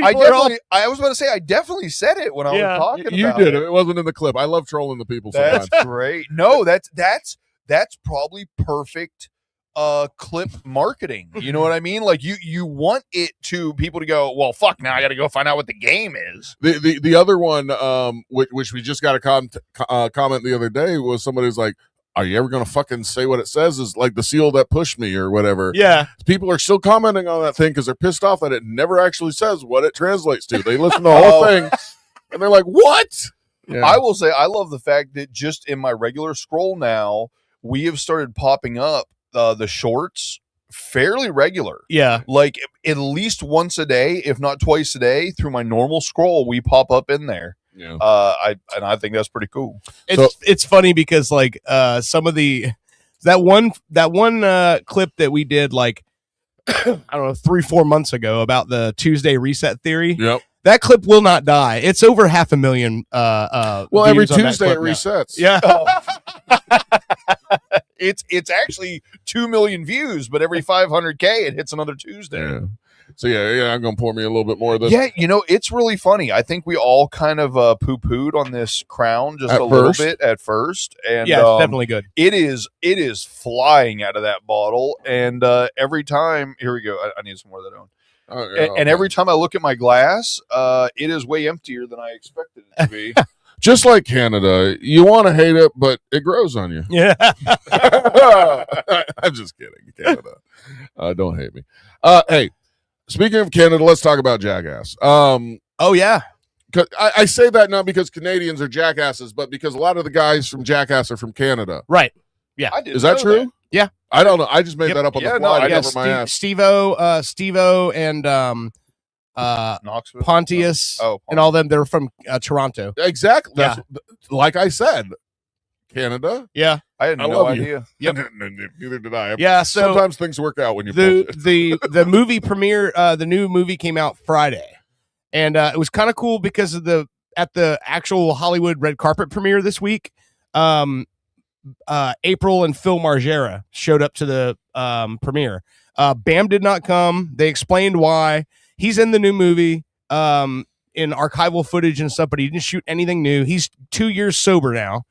And he's gone basically hardcore back into the skating world. And so he's doing a lot of skate stuff, hanging out with the Dern brothers in DeLand, Florida, like not far from here. And he's not in a position to put himself back into that group of people. Whereas, Steve-O's been sober for 15 years now. The last movie they did, he was sober. But Bam's got himself in a good place right now and doesn't want to go back to that. So, but it was cool because Knoxville got all teared up and choked up when they asked him about it on the red carpet. He was just happy that Phil and April showed up. Yeah, but I saw some pictures of them, like you said, on the red carpet and stuff. I mean, they look great. Phil is like in a wheelchair. He's in a wheelchair now. Yeah, had a couple of health problems or something. It's weird seeing people get old, and it makes you realize how old you're getting. Well, what's funny is I went back and watched all of the Jackass movies and the 0.5s. So it's like Jackass 2.5, Jackass 3.5, and then Jackass Forever has I haven't got to that one. I don't know if that one has a 0.5, but they release the 0.5s because they have like most of them. It's an hour and a half of footage that wasn't in the movie, right? Of other stuff. And I'll tell you this, it's probably the better stuff. They all hold up. Like I literally caught myself laughing out loud watching this shit that I've already seen before, but it's just fucking funny and it holds up. The fucking one that cracked me, it was it was the last one. Point number 3, because Ryan Dunn was still alive. In the 0.5 part of it, there is a clip where Jeff Tremaine, the director, is saying Johnny is really hard to get to prank because he knows it all. He's seen it all. He catches things before it happens. Well, they got him during the fucking crew and cast and crew premiere of the movie. Jimmy Kimmel was hosting it, and he says, "Hey, before you go anywhere, Johnny," he's like, "Adam and Ryan Bam and Ryan made a short film they want to show to you to thank you for everything you've done for them and for this, this franchise and everything." And they play this video, and it's Ryan Dunn and Bam Margera, and Ryan goes, "Johnny Knoxville has prescription sunscreen." He's like, he's a real Hollywood guy now. And he goes, "Oh, look what I have." And he holds up Johnny's prescription sunscreen, and he goes, "Yeah, we got it out of his car. He has no idea it's missing right now. So we're going to add a little something to it." And Bam pulls up, "This is horse cum." And so they fucking ladle horse cum into Johnny's prescription, into his prescription sunscreen, and then they shake it up, and Bam starts throwing up at the smell of it. And then Ryan's trying to put the cap on. He's like, "Oh God, it's so stringy. It's like stringy off of the bottle now." So they put it back in his car, and then they show a clip of him putting it on, and Johnny just starts cackling, laughing, and he goes, "I wondered why my sunscreen changed texture." Right. And he's like, "Apparently I've been massaging horse cum into my face for 3 weeks." Oh my God. That's fucking nasty. That's fucking nasty. But they showed him, and he's putting it on, and he's going so over his lips, over his mouth, everything. He's rubbing horse cum all over his face. It's really funny as he was eating a carrot. Yeah. I was trying to think of how I would work this in, and then we're talking about Jackass, so it works perfectly. I follow the author that wrote John dies in the end, or John Carter Wong. must die. Wong. Or what? His last name is Wong. The guy who wrote those books. Definitely no. Jason Pargin. Oh, that's not the author of John Dies at the End. Then he's the guy from Cracked, Wong. Yeah. Oh, because I know who, because I'm a fan of that. Okay, guy. well then let me switch. Okay, Yeah. so there's an author that I follow named Jason Pargin that wrote something about with the guy's name John in it. Yeah. Became a cult classic and everything. I don't even think I've ever seen the movie. Anyway, I started following the author because I really like his takes on a lot of stuff. And it's just entertaining Facebook content, basically. Well, he had something where he was like, I think that this. No, you're right, Jason Pargin. So who the fuck am I thinking of? Okay. All right. Well, So I was right. You're right. Yeah, that's right. Okay, John Dies in the End was written by Jason Pargin. And yet I've never seen John Dies in the End, but Jason Pargin, I really like his take on a lot of stuff. He does a lot of things that's just like, this is something you didn't know about, or this is something I wish I would have known when I was younger, like stuff like that. And he did a video and he said, I think this is the best universal piece of media ever created. And the reason that I say that is because you can show this to anybody and get the same reaction, the reaction that was intended. And he's like, and I, would challenge anybody to take this, and show it to anybody in the world. And I guarantee you there's nobody that is not going to laugh at this. And it was the high five skit from Jackass. The big hand. Yes. So Jason Pargin, this successful author and all this stuff, he believes that the best piece of media ever, the most universally accept, where everybody would get the same reaction to something that was created, is the Jackass high five skit. Not the Hot Wheels and the condom up the ass. No, that was always one of my favorites. I always thought that was really funny. We'll go on with it. David Wong is the pen name of best-selling satirical horror author Jason Pargin. That's why I thought that. Yep. That's why I thought that, because I have a couple of those books and it says Wong on the that's why. So so Jason Pargin has an extremely dry delivery, and when he does sarcasm, most people who follow him don't even get that he's doing sarcasm because it's so dry, and that makes perfect fucking sense that this old white dude with this really dry sense of humor's pen name would be Wong. That makes perfect sense. That's fucking hilarious. Like I said, the more I know about it, that makes perfect fucking sense. Yeah, I'm like, how could I be that wrong about that? Because the book that came out after John Dies at the End is called "This Book Is Full of Spiders," and I have a copy of that somewhere. But yeah, it's just fucking funny that I didn't know that. Well, I mean, that was a cool little road to go down. Yeah, the fact that's that there was weird. this author that I follow that I didn't know had this pen name, and you were right about the pen. Yeah. I was like, we That's are so funny. smart around this bitch. Oh, here's another one. So one of the Jackass clips they have, they like pranking people and them not knowing about it, Mhm. So they like to do that to Bam a lot when it comes to snakes, because he will literally start crying and fucking hyperventilating with snakes. And so they were doing this thing, they called it the Rocky. It was a reoccurring thing where he would throw a glass of water from one side, and then when they would turn their head, he'd punch them with the boxing glove. And so we'd get that slow motion shot of the fucking water bouncing off their face, like in the Rocky movies. And so he was trying to get Jeff Tremaine, the director. And so Johnny had set this thing up, and he's sitting in front of the trailer. So go in the back of the trailer and run forward. You'll get right behind him. Well, they cut out a fucking spot of the floor of the trailer and dug 11-foot fucking trench and filled it with snakes. And so he goes running towards him, and he falls into it, and he goes, ah! He starts crying, and he's going, get me the fuck out of here. And he's like, I'm fucking serious. He's like literally losing his shit. But one of the things they did to Dave England is they told him, we're doing our sidebar interviews for the movie today, so they want everyone to dress up. So Dave England is in a fucking tuxedo with a top hat, sitting in this chair while they're interviewing him. And as they're interviewing him, this fucking barrel above him, 50 fucking gallons of pig cum just dumped right on top of him. And he's just going, ah! And he goes, God, this smells terrible. What is this? And they go, that's pig cum. And he goes, I rented this. I can't return this. That would make me squeal with joy. Well, all of the cum pranks in those movies are so fucking funny. Okay, so we're gonna have to do some ground rules here. Yeah. it is a cum joke, not just the mention of Yes, a okay, word yeah. cum. I keep getting waves over here. Yeah, we're It's gonna- like I'm just missing saying, he's stuff. saying We're gonna wear that bell out. Yeah, no. It's not literally the mention of Yeah, cum. It's a joke. Okay, the lacing ground rules. about It also can't just be a flat out, it's got to be, there's got to be some art nuance. To it. Like when you wordplay like Owen does or something like that. But it's got to be like you said, Yeah, just no, a joke. I'm not I gonna can't sit just here, tell a story about right. I'm yeah. not going to sit here ringing this bell 17 times a show That might be because funny. we mentioned cum in passing. ding ding ding ding. Jizz. Ding. Right. I said cum. Hit the bell.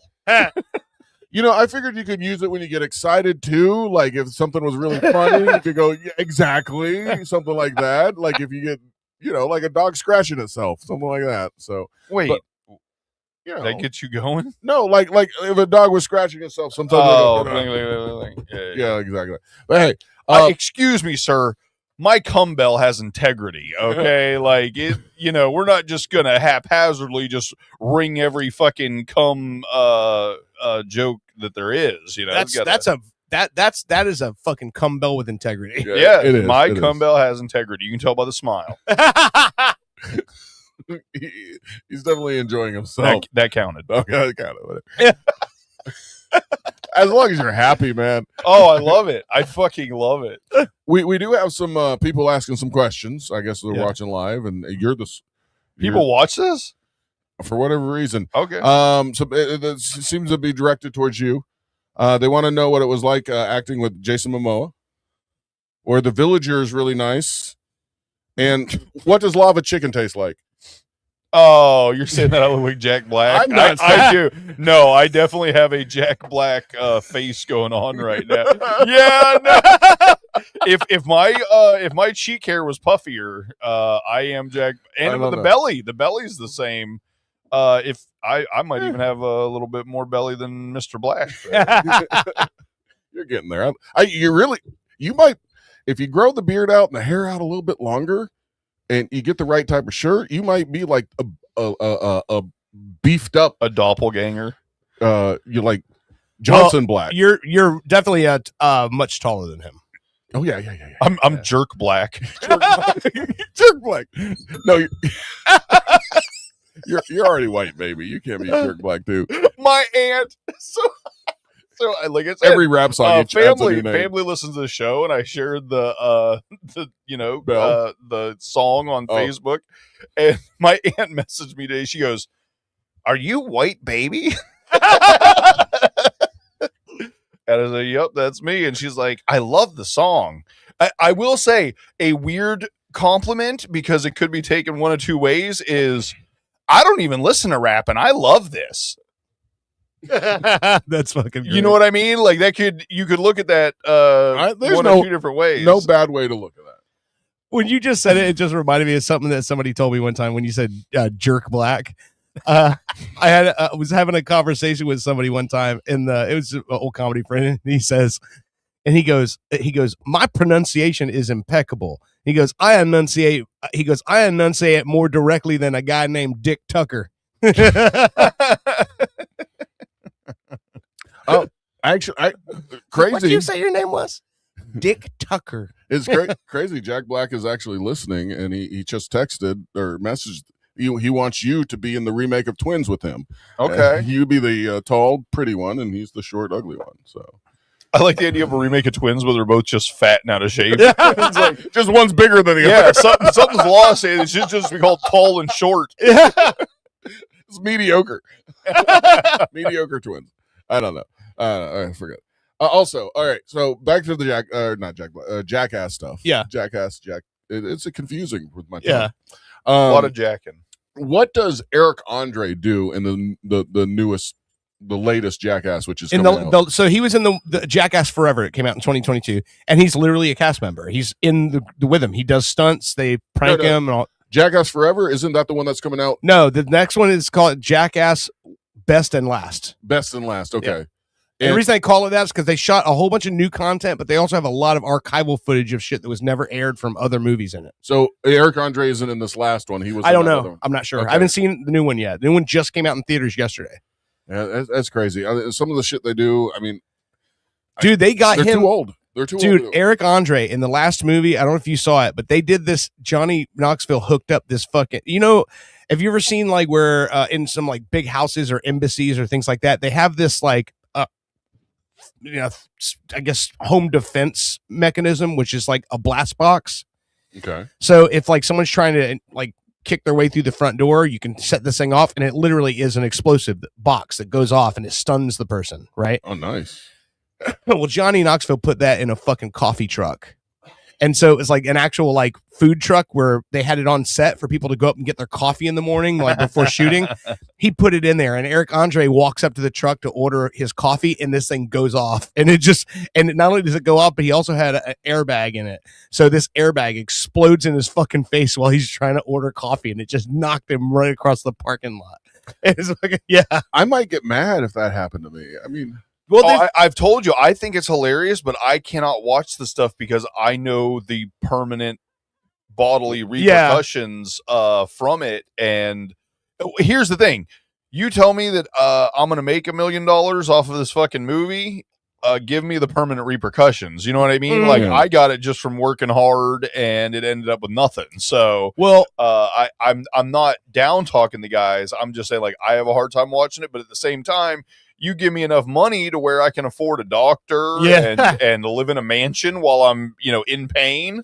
Totally changes the situation. There is a lot of in the sidebar interviews and stuff in the 0.5s movies. Yeah, there are a lot of them talking, and so every one of them, Jeff Tremaine, the director, talks about it in his sidebar where he goes, everybody loves these movies because it's funny and it's entertaining. He's like, but making these movies is nerve-wracking, uncomfortable because everyone's always on and everyone's always pranking everyone else. And if you're on this set, whether you're a boom mic operator or a cameraman or the director, you are fair game as well. And he's like, so I would find myself putting myself in a corner back against the wall where I can see everything that's going on because you don't know. Yeah, he's like, he's in the middle of fucking trying to set up a shot. And next thing you know, Bam Margera is pissing on him. Shoot.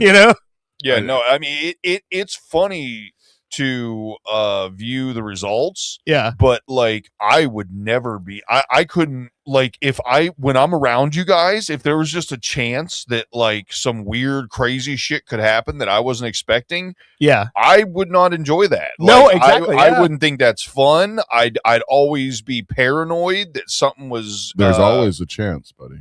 I know. Man, the 3-6 Mafia is in one of those movies with them for a couple of sketches. Really? And what's funny is one of the guys, is it DJ Paul? Yeah, I mean, yeah, that's one of the guys, right? Yeah. He was saying that they asked him, they go, what was your, what did you like best about your experience on? And he goes, well, he said, what I didn't like was that he's like, man, you can't fall asleep around these guys. And they showed him at one point, he's fell asleep on a couch and Preston Lacey jumps up behind him with 2 big fucking cymbals and just goes, ka-ch-ch, scares the shit out of him when he wakes up. And he goes, and Wee Man, he's like, that motherfucker fits in everything. And they showed a sketch where Wee Man pissed into a fucking super soaker, squirt gun, and they dug a hole so that he gets inside the cooler. And he's inside of the cooler, and one of them goes, "Where's the beers at?" And they're like, "It's over in their cooler." And he goes to open the cooler, and Wee Man pops out and fucking blasts him with a piss super soaker. Oh, see, that's funny to watch. But if any of you ever blast me with a piss super soaker, I'm off the show. I don't. That is not funny to me to have happened to me. It's funny to see happen to somebody else. Right? No, I know. But I also think you're like a little mentally off if like you even want to hang around with people that are willing to. Super soaker piss you. So me and Chris Cucci, his brother Joe, and a handful of us back in the day, we used to get into this thing where we would hit each other in the nuts a lot. And it got to a point where we would try to do it in a way where it was like you didn't see it coming.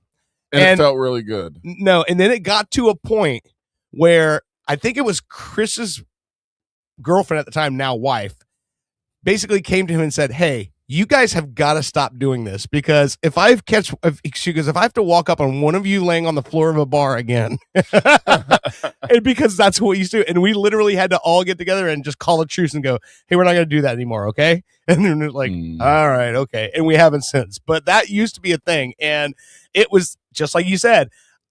Anytime those guys were around, if they changed positions quickly, I'm immediately hands going down and I'm looking around because that's what it was like. I was at a show one time and they fucking got me, and I'm like, I'm literally getting ready to walk up and play, and now I've got to worry: am I throwing up yet? Is this gonna? My stomach's turning, and now I got to go up and play. It's funny. I'm sitting here and all of a sudden I'm like, man, it feels like everything's in like slow motion for some reason. I'm like, oh, it's probably that 5,000 milligrams of edibles I've eaten during the course of the shit. No, not allegedly. I ate 3 of them, motherfucker. You said they were 1,500 a piece, right? That's what the package said. Yeah. Well, and as I told you guys, that last one was definitely stronger than the first 2. So even if we're just going off their dose, I'm at 4,500 milligrams. Yeah. Also smoking, as I do. So yeah, if I all of a sudden just nod off, it's probably the 5,000 milligrams of THC in my system. Oh, buddy, we're used to it.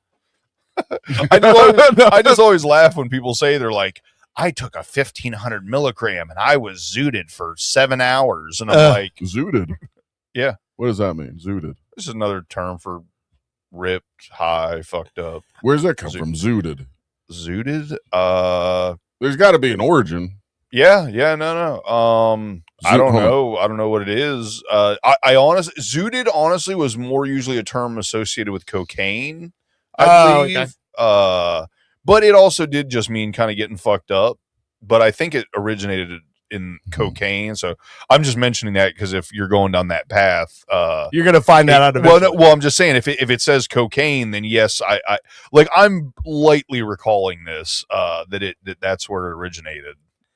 So I have to bring this up because it just made me. I just remembered this. So there was a time where we used to fuck with each other while we were playing shows.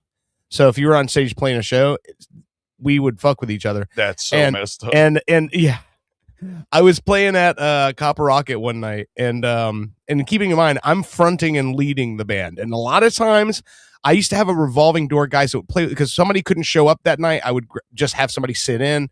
So a lot of times I do shows with drummers who'd never played with me before. So I'm having to turn around and lead them on the count in. And then most of these guys were accomplished enough. They could do it. No big deal. But one night, Joe and Chris and Sean McNulty decided they shower me in beer the whole fucking show.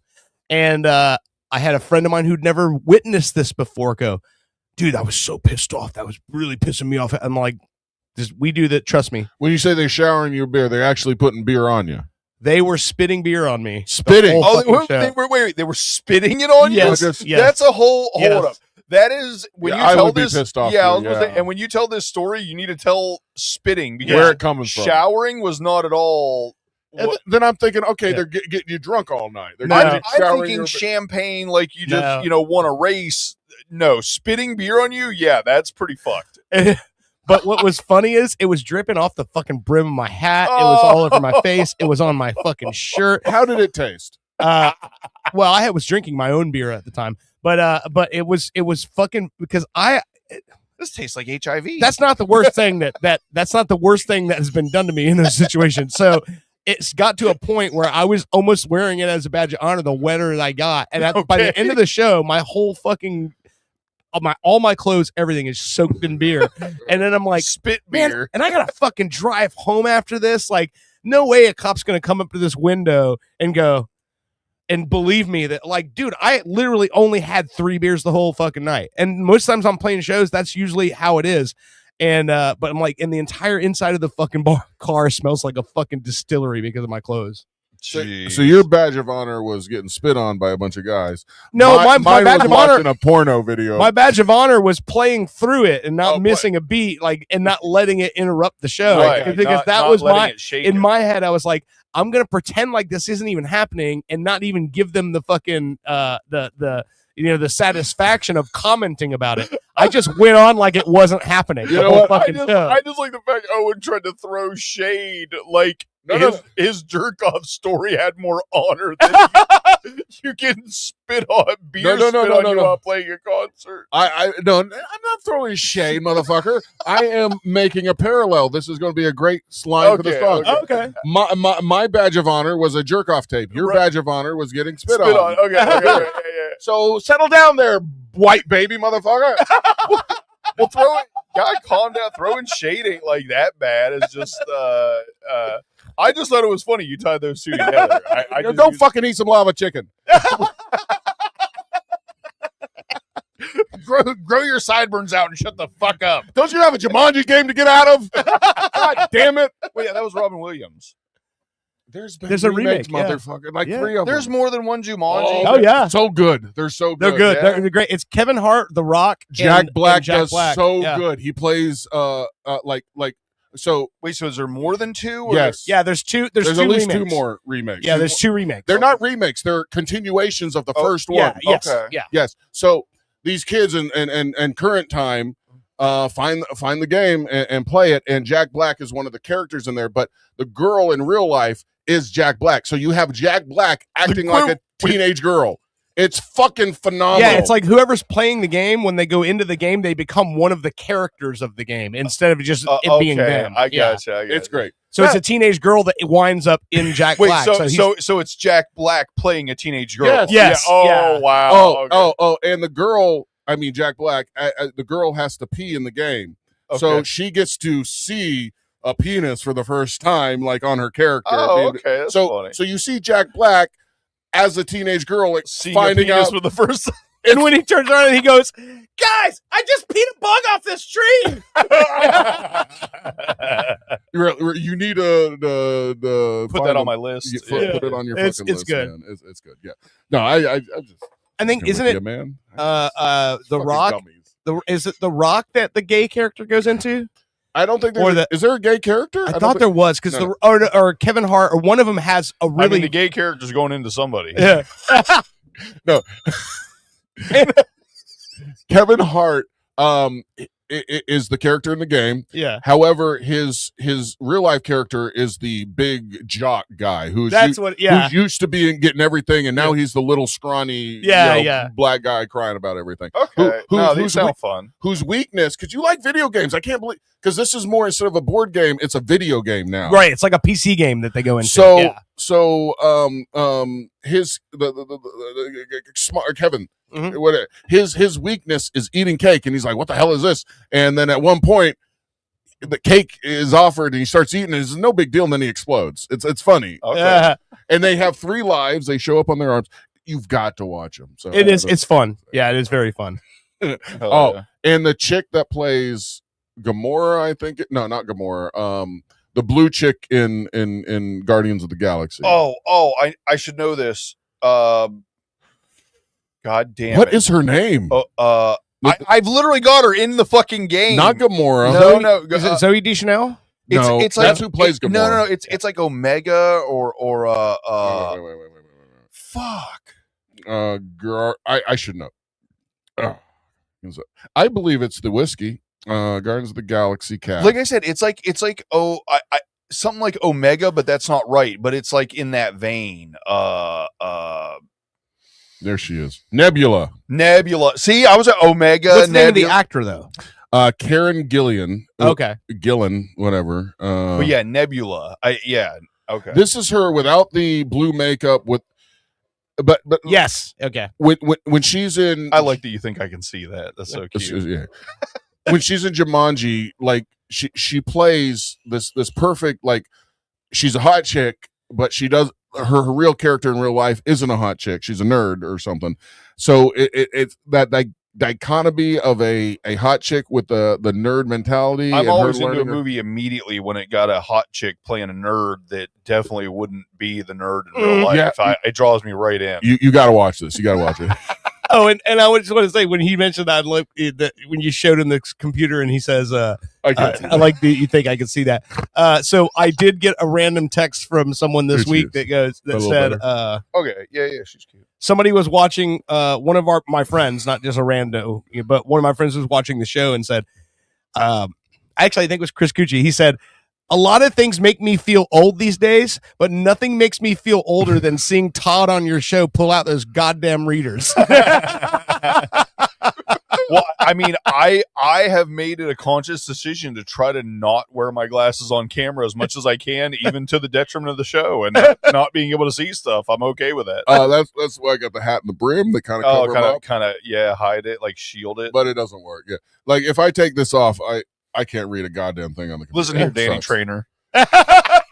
Traino. Daddy Trainer. Anyway, all right.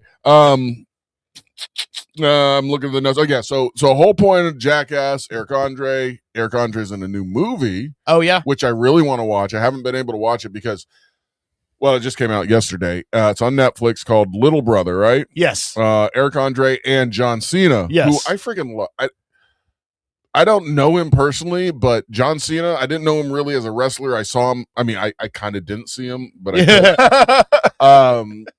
But I really wasn't into him. But when he started acting, I was like, "Fuck, this guy's fucking awesome." I wish I would on him been as earlier. What actually made me key into John Cena was that fucking Amy Schumer movie, Trainwreck. And it's funny. The reason it keyed into it was I did not find that movie funny except for him. Yeah, like the movie was fucking stupid. I literally don't remember it. I just remember John Cena funny in movie. Yeah. And since then, fucking Ricky Stenicki. Oh yeah. All the him as what is it? Pacifier, the superhero guy. Peacemaker. Yeah. Him as Peacemaker in anything that character is in. John Cena can do no wrong. I will watch he's as soon as you told me there was a new movie with John Cena in it. You didn't even have to tell me it was action or comedy or anything. If John Cena's in it, I'm going to watch it. He's a great entertainer. And I think his best stuff is his comedy. I think he has excellent comedic timing, mannerisms and timing. But like I said, to me, it's more like the mannerisms. Right. You know what I mean? Like than his timing. So. You will love this movie because he kind of plays the straight man to Eric Andre in this movie. There's lots of comedy and he's funny a lot, but for the most part, Eric Andre is the unhinged, crazy character. Okay. And he's the level-headed, business professional. And I guarantee you, he still does an amazing job. He does. He does. He's great. Comedy in him. Yeah. By the way, here's that Karen chick in Jumanji. Just so you know. And by the way, her special power is a dance off, right? Yeah. Dance karate or something like that. Real quick, remind me at the break to show you that picture of the girl I was talking about that said she was the crazy cat lady or something. It's let's be real, there's a lot of attractive women out there, but every once in a while you see one and you go, that's something special. Like that's cut above. Oddly enough, it was down below. All right. If she gets low, I'll go see. I like that. Good job. Like that? Nice. I ring the bell for that. Because I just came. I just came when you did that. And it did that. It went ping, ping. Just like that. You feel like you had a condom on? He pissed it off. Nope. Okay. Don't feel it. All right. Do you want to talk a little bit about World Cup? Tell people what's going on with the World Cup? Yeah, sure. Yeah. So it's funny because Owen was telling me earlier today, and he goes, "Yeah, I had no idea like how big of a deal this World Cup thing is. Like it's everywhere." And he's like, "And then I took the kid, I get him a Happy Meal, and it's got World Cup plushies in it." And I go, "Well, a lot of that has to do because it's being played in the United States this time." And he goes, "Oh, it is? Oh, well, that makes sense then." I'm like, we had a whole conversation about it. I forgot he wasn't on the show when we talked to Ryan. Yeah. But yeah, it's being played in Mexico, North America, Mexico, United States, Canada.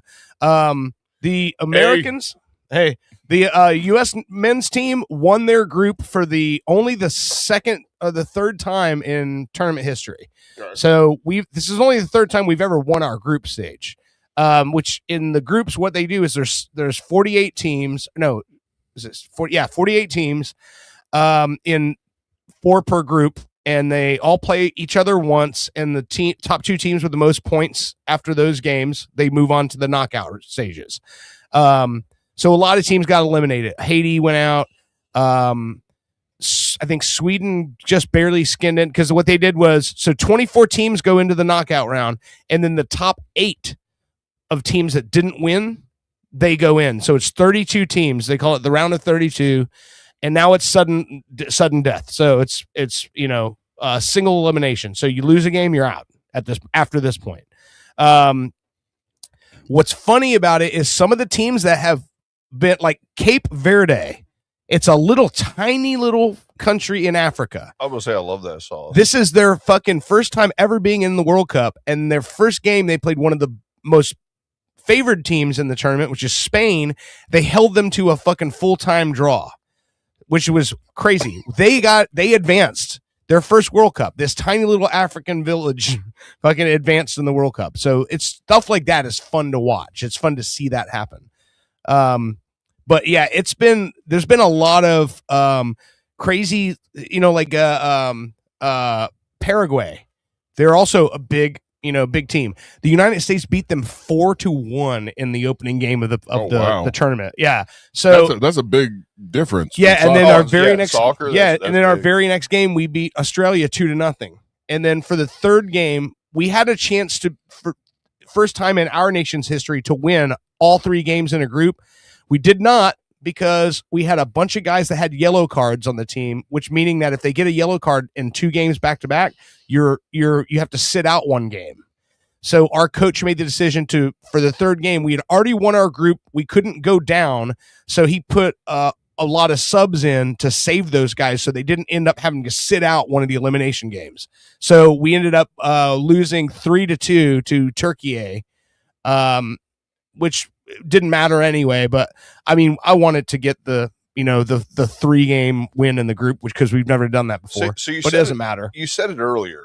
Yeah. Turkey. Yes, apparently I was not aware of this, but the country of Turkey is going by their original name that the country, I guess, was founded under, where it's the word Turkey with IE. How does the Fawns feel EIE about at the end? Turkey, yeah. You're not winning, I'm gonna hit you. Bam, and it plays the right song. But also one of my favorite memes from the World Cup so far is the last game the U.S. played on Thursday night. It was in SoFi Stadium in Los Angeles, and up in one of the VIP booths, they kept showing the camera shots of all the celebrities who had come to the game, right? So in one of the booths, it's just 2 dudes in their 50s enjoying beers together and looks like they're having a blast, enjoying the game and having fun. And it was Ed Norton and Brad Pitt.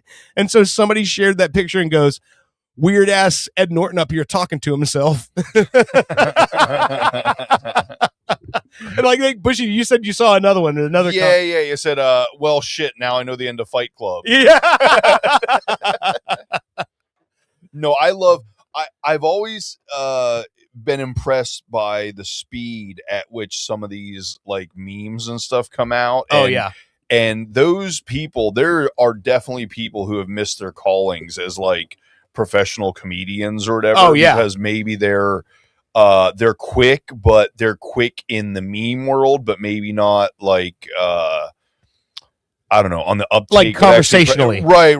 Yeah. Like they're good with something that's prepared, but not like they wouldn't be the person to come up with that joke while you guys are talking about it, but they can, prepare. They know how to visually make a funny meme. I don't know where I was going with that. Yeah, no, I totally know what you mean. But I respect people that come out with memes that quick about stuff, just like I would a revered stand-up comedian. Right. You know what I mean? Yeah. And it's just crazy to me because you'll never know who that guy is.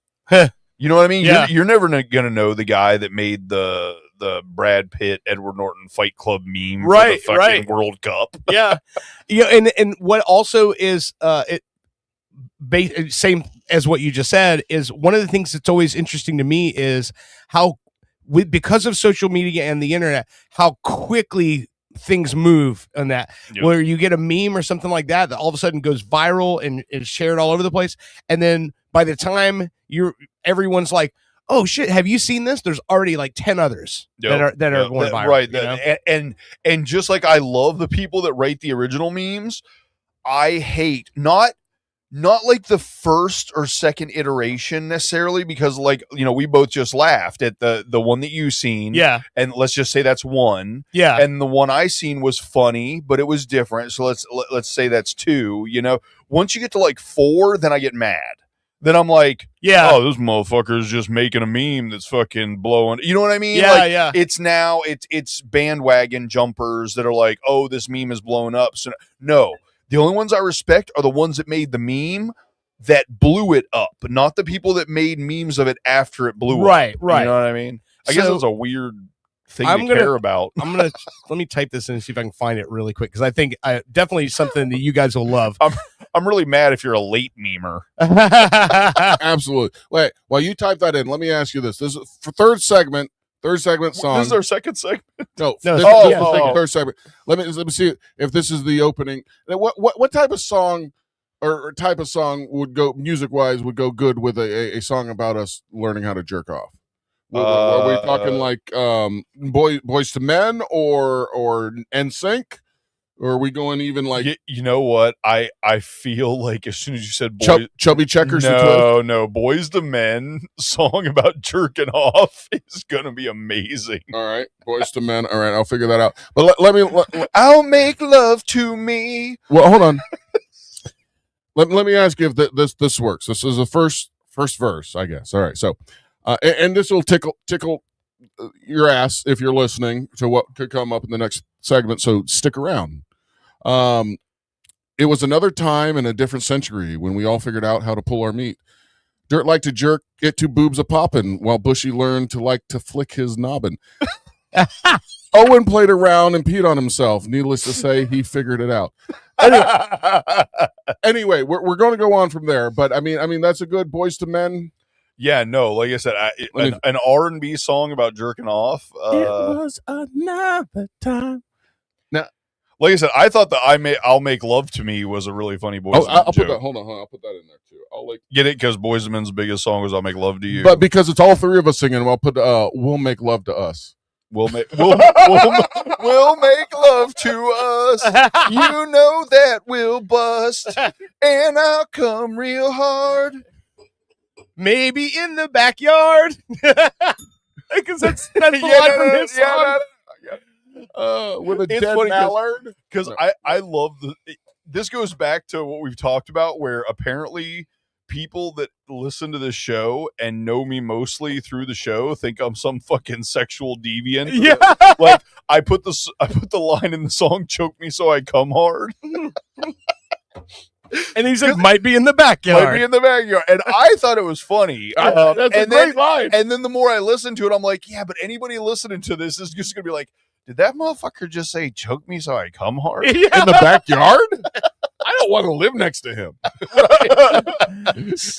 I'm going out the fucking. But this show has taught me that, like, just by making that line in the song, now everybody that hears it is going to be like, oh, this guy likes to get choked when he's coming. Yeah, you know that guy's a freak, right? Yeah.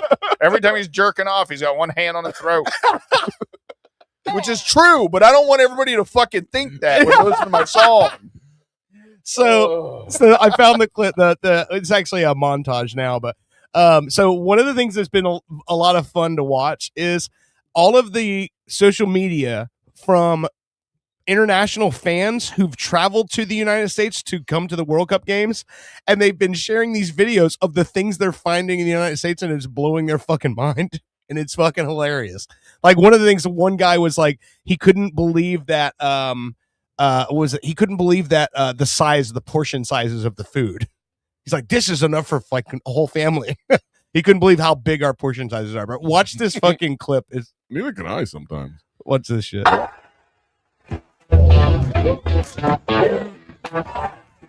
It's so big. Costco. World Cup is finally in America, which means thousands of Europeans are currently touching down and having absolute existential crises over our daily lives. There's another bench, and it's not vandalized and broken and destroyed. If that was South Africa, gosh, first of all, I wouldn't be able to walk through this blimmin' park by myself, holding a pair of glasses and a cell phone. We all know that. But then you get here. Second Amendment, baby. You're completely safe. completely safe. I mean, there's, like I say, there's women everywhere walking completely alone. There is people Pause it real walking quick. everywhere. There are Did he say there's Stuff- women stuff walking like, alone? But stuff like that drives me nuts because this guy could be like walking around in like fucking Metro. Well, no, Metro West isn't nice anymore. Yeah. Name a nice place. Waterford, Islesworth. There you go. Yeah. This guy's looking like he's walking around in Islesworth, and he's probably comparing it to the hood of his country. Right, You know what I mean? right, Like, yeah, you yeah. can't. I seen this. Not to. Sorry, I don't mean to hijack the video here, but I seen this video that some. I almost used the B word, but some woman made about like, oh, I'm a millennial, so one of my friends is having their first kids, but my other friend is having grandkids, and then my other friend invests in the stock market and blah blah blah. And I'm like, and I literally I commented on the video. I was like, you could replace every time you said millennial with human, and this would be the exact same fucking video. Yeah, like this exactly, whole yeah. like, oh, we're special. I don't know why I got off on Yeah. that, but no, it Whatever drives me gets you because a off, lot of buddy. the stuff I see, like with this World Cup stuff, they take something that is not comparable, not Yeah, comparable, and they go, "Oh, look at how beautiful America is." Well, in my this neighborhood. is more of like what once they get to the stuff where they're like experiencing I just things. hate happy people. All right, so check this out. Walking alone with fancy handbags, jewelry on, glasses on. They're not being harassed, nothing. Then, right here, you've got a park. Clean. Park. What? What's it? Look at the amount of seats in this place. So I've been to Walmart already, and it's huge. But what is this? Costco. This is even bigger than Walmart. I'm way too European for this. I'm not able to understand. That's huge. It's so big. See, I look at that guy and I go, "You're a moron." Like it's a big store, but They're not used to that big of a space. You won't drink 1,000 cups of Coca-Cola. You don't know me. And it's free. You paid for it. You paid it. Once. Bro, Free refills. He doesn't understand. slow down. Yes, please. Thank you. I'm in paradise. Well, and that Free makes refills, sense. Yeah. If you've never seen a free refill, that makes sense. There's not Fans a. from South Korea. They were down in Guadalajara, turning up with Mexico. Like, I think that's really the best videos. South Korean fans in Mexico. Fucking wearing sombreros and shit. Like, the guy, there's one where the guy goes into it. He sees a Buc-ee's for the first time. I was vlogs of visiting like the South. I had this as well.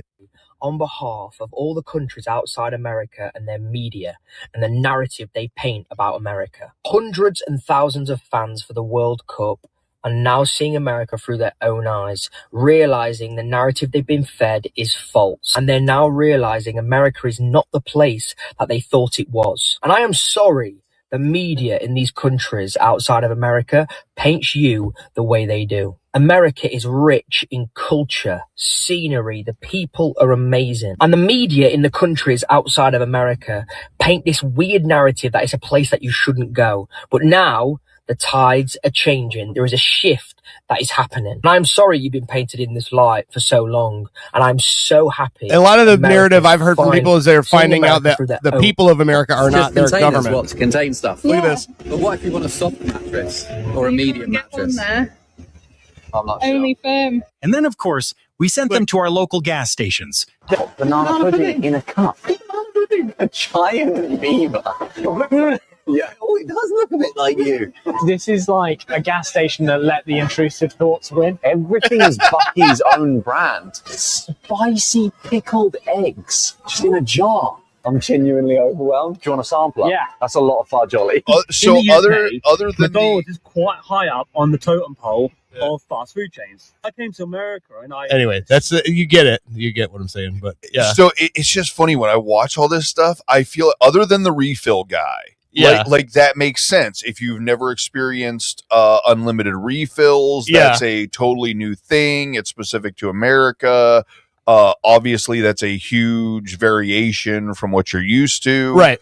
I can understand the awe and wow, and that's a great video. Every other clip in that video, I feel like, is the person that they interview for like alien sightings. Oh yeah. Like I it's get the that, fucking it's the podunk fucking Kentuckian. Right. Like every single one of those people that you've seen from the UK was that fucking podunk Kentuckian From their version country. from their Yeah. country. Yeah, Yeah. because and now maybe it's back to the whole gaming thing. But me and people from other countries have been talking about this whole, this is the way America's marketed, but you guys really aren't that. Like I said, Right. you're one of the good ones, you know, kind of joke and all that. But someone finding that out for themselves is a different situation. And also, these are soccer fans. These aren't online gamers. It's a different, demographic of people, I think. But like one of the things that I thought was funny that's become like a recurring theme in these videos is these people who are like they didn't understand. Someone had to tell them about tipping because tipping isn't a thing where they come from. 100%. And so they had to tell them about it. And then they're like, oh, okay, so they're having to, so how much do I tip in this? Another thing is taxing at the register. They're like, wait a minute, I thought the price was this. They don't because a lot of countries don't. The taxes are calculated into the price you see on the shelf. So if it says $5 on the shelf, it's $5 at the register. So then they think that they're having a fast one pulled on them because someone had to what explain you're to them. saying is, as like most things in America, the rest of the world got it right, and it makes way more goddamn sense the way we fucking do it. I mean, I remember saying that at like 10 years old. I'm like, what do you mean? This is the price, it said 99 cents. Why is it $1.07? Yeah. $1.06. Or one guy was driving, he went to the Grand he was driving past Mount Rushmore and this guy from England is going, are you fucking kidding me? I always thought this was some bullshit I saw in a book. It's fucking real. There's heads in the fucking mountain, Alice. And it's fucking hilarious that like you're seeing this shit. And they're like talking about how big everything is. And because also like driving from state to state in the United States is like driving from country to country in Europe. So one video was this lady who was so fucking annoyed that they were still in Texas when they were driving. And she goes, how are we still in Texas? And the guy's like, it's very big. And she's like, how? And she's looking at it on her fucking phone and she's like, Texas is bigger than UK, Germany, and France combined. Well, and she goes, and you decided to drive. And she's so pissed that it's taken so long for them to get where they're going. I will say the worst state to drive across, at least it used to be, was fucking Nebraska. Because it's just nothing. Yeah. 429 miles of corn. And Just that is flat, that is not even meant to be a joke or anything. It was literally it's flat, and 90% of it is nothing but corn as far as you can fucking see. Oh man. Like fucking 8 hours of corn. So just to put the bow on the end of the story is that the World Cup's been fun. It's cool seeing these like Cinderella stories, and it's a big deal that it's here because a lot of people that aren't into soccer who don't understand this is literally the biggest sports competition in the world. It only happens every 4 years, like the Olympics. It involves the entire world, and everywhere else, like in a lot of European places, people literally take the entire month off from work. And a lot of places shut down for World Cup because everyone's at home watching the World Cup games and supporting their country. Yeah. So for it to be here and for all that revenue and all that tourism and all these people to travel to North America to see these matches is a giant fucking deal. Too bad 100% of that revenue is getting spent on a reflecting pool that doesn't work. Yeah. That whole shit. My God. We don't need to get political. Necessarily. No, hey, we can talk about the reflecting pool without it being not political. working. I mean, I can tell you just from a working knowledge of, so the way they described what they did to the pool was basically what there is rubber paint that was developed sometime actually not too long ago. The shit came out when I was in the tile business for about 2 or 3 years. Yeah. You used to have to always, take the PVC. It's like a sheet of thin PVC. Yeah. And you would have to shape it and cut it and glue it together. And that would go in the shower pan. Yeah. And that goes first. And then you would do a dry pack version of concrete. Yeah. Which you, it's called dry pack because you don't actually mix it like wet concrete. You put it in powder and then you just kind of get it wet. Yeah. And then you can shape it like a sandcastle. Right. So that allows you to make the pitch to the drain. So during the time I was in tile was when they started coming out with this shower pan paint. Mm-hmm. And it was really funny because the first time we ever used it, it was in a hotel with all these rooms and every single one of those fucking shower pans leaked. But it was also a new product. Yeah. And over a year or two, they got it dialed in to where it was this really good, basically rubber paint. And it was way quicker. You could take a 5-gallon bucket and go do fucking 20, 30 shower pans in a day, as opposed to the 5 or 10 you were doing before. Right. Yeah. When they were describing all this, I'm like, he's literally just talking about some fucking rubber paint. Like and when he said something about, oh, you couldn't cut it with a knife if you tried, I'm like, well, that's him he who will remain unnamed being himself, you know, and just running this up because it's just rubber paint. It's very easily cut with a knife. That being said, now saying that somebody cut a gash that was I love too how he goes 350 feet. Motherfucker, you can't jump from 100 to 350 feet in any describing of anything ever. Yeah. Unless you're just making shit up. Right. Do you realize the difference between 100 and 350 feet? Yeah. It's insane. And now you're talking 350 feet is longer than a football now field. You're talking about cutting something underwater. Yeah. Now, is this stuff easy to cut? Yes. Is it easy to cut something 300? Is it easy to stay bent over for 350 fucking feet? No. And cut something underwater? You know, it makes no goddamn sense. So this whole, it was just, he had his fucking crony who got in trouble for fucking donations or whatever, like voter fraud or some shit like that. A bribe, kind of donations. Yeah. That's who he hired to do the fucking job. So obviously when any person with even half a brain heard anything over like $1 million, what was it? It was $13 million. Something like that. Yeah. You could have built that pool fucking 4 times for $13 million from the ground up. And I'm like, you're talking about literally draining it and hitting it with a coat of rubber paint and filling it back up. Yeah. That's what they did. It probably cost them $50,000. Yeah. And charged $13 million.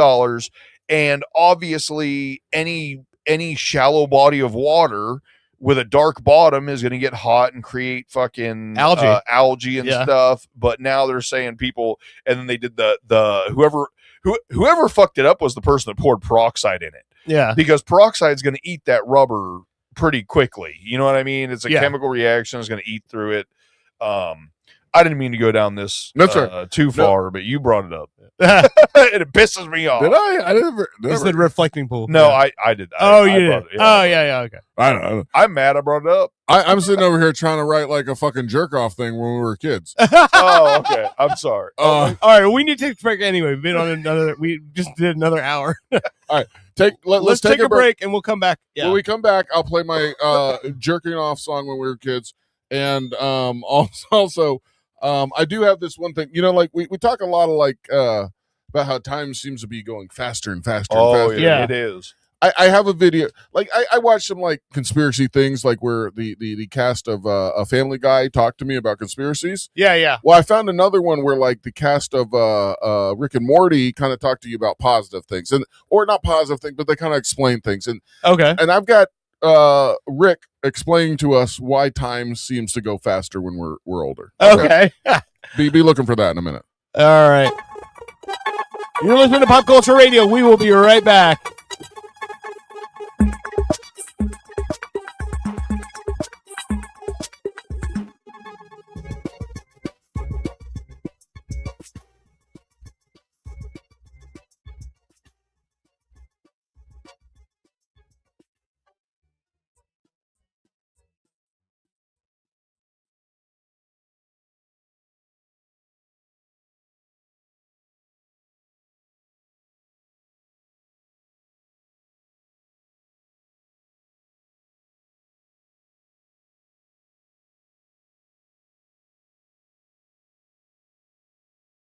After a local Ponzi scheme pulled the wool over my eyes, attorney Crab Newberg was able to recover my life savings, $36,000. Thank you, Mr. Newberg. You're welcome, Chet. I was honored to recover over $40,000 for Chet after a local gym took him for a dumbbell, and I'd be willing to help you too. I've graduated from an accredited law school and passed an intensive examination in the state of Florida. Ponzi schemes are illegal. You don't need two other friends to tell you. Visit AskTheCrab.com. That's crab with a K, and you've got a case.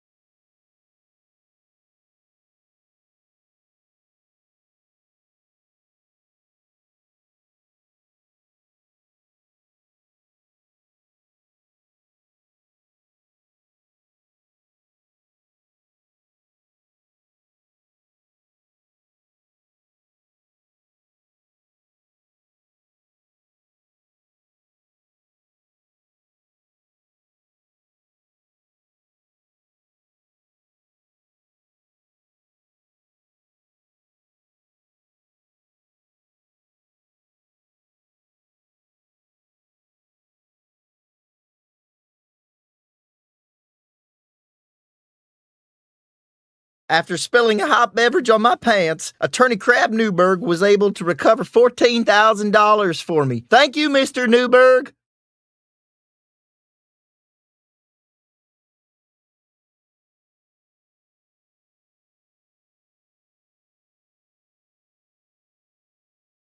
However, I specialize in only one area, you. Go to askthecrab.com and see what Crab Newberg can do for you. With Crab Newberg, you've got a case. After my grunkle misdiagnosis, Attorney Crab Newberg was able to recover $140,000 for me. Thank you, Mr. Newberg. You're welcome, Valentino. I was honored to recover $140,000 for Valentino, and I'd be willing to help you too.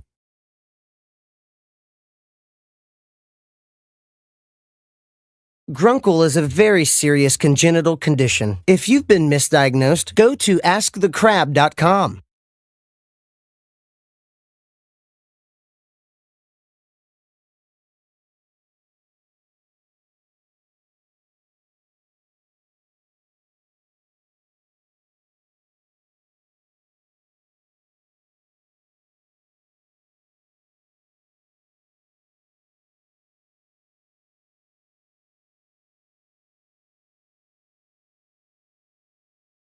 After being laid off, Attorney Crab Newberg was able to recover $2.1 million from me. Thank you, Mr. Newberg. You're welcome, Joe. I was honored to recover $2.1 million for Joe after he was fired from his job, and I'd be willing to help you too. I've graduated from an accredited law school and passed an intensive examination in the state of Florida. No one has the right to treat you like dirt, but if they do, I will make them pay. Simply go to askthecrab.com and see what Crab Newberg can do for you.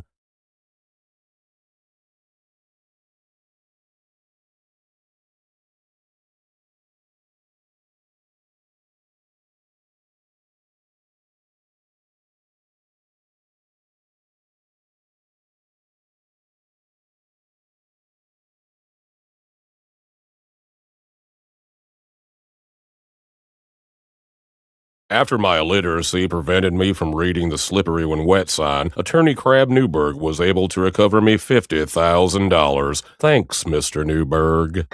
Life's not fair! Have you felt neglected? Have your needs been denied? We are currently bringing a class action lawsuit against the News Junkie. Have you been denied any of the following? Magnet, shirt, bumper sticker, $50 gift card, badge, chat room impunity, live trivia complaints, self-validation, or otherwise. If you've been wronged, please don't delay. Take back what should have been yours. Join the ASCII class action lawsuit today. Hey, I'm world famous radio personality Pinkman. You may remember me from your radio. I'm here to tell you about the newest app craze. It's called Pinky Man Go. Using the power of augmented reality, Pinky Man Go allows you to find real-life objects in the real world. Wow. I got loose changies. It was under the couch. Nice. You can trade that in for Pinky points, and then I can buy chips. Phone chargeroo. Oh my god. It was just there. You just unlocked a side quest. Now go find my phone. Okay. Guys, I just found Carkeezy. Perfect. I'm late for work anyway. Everyone get out of my apartment. Douchebags. Pinky Man Go! Pinky Man Go! From the makers of Sicker.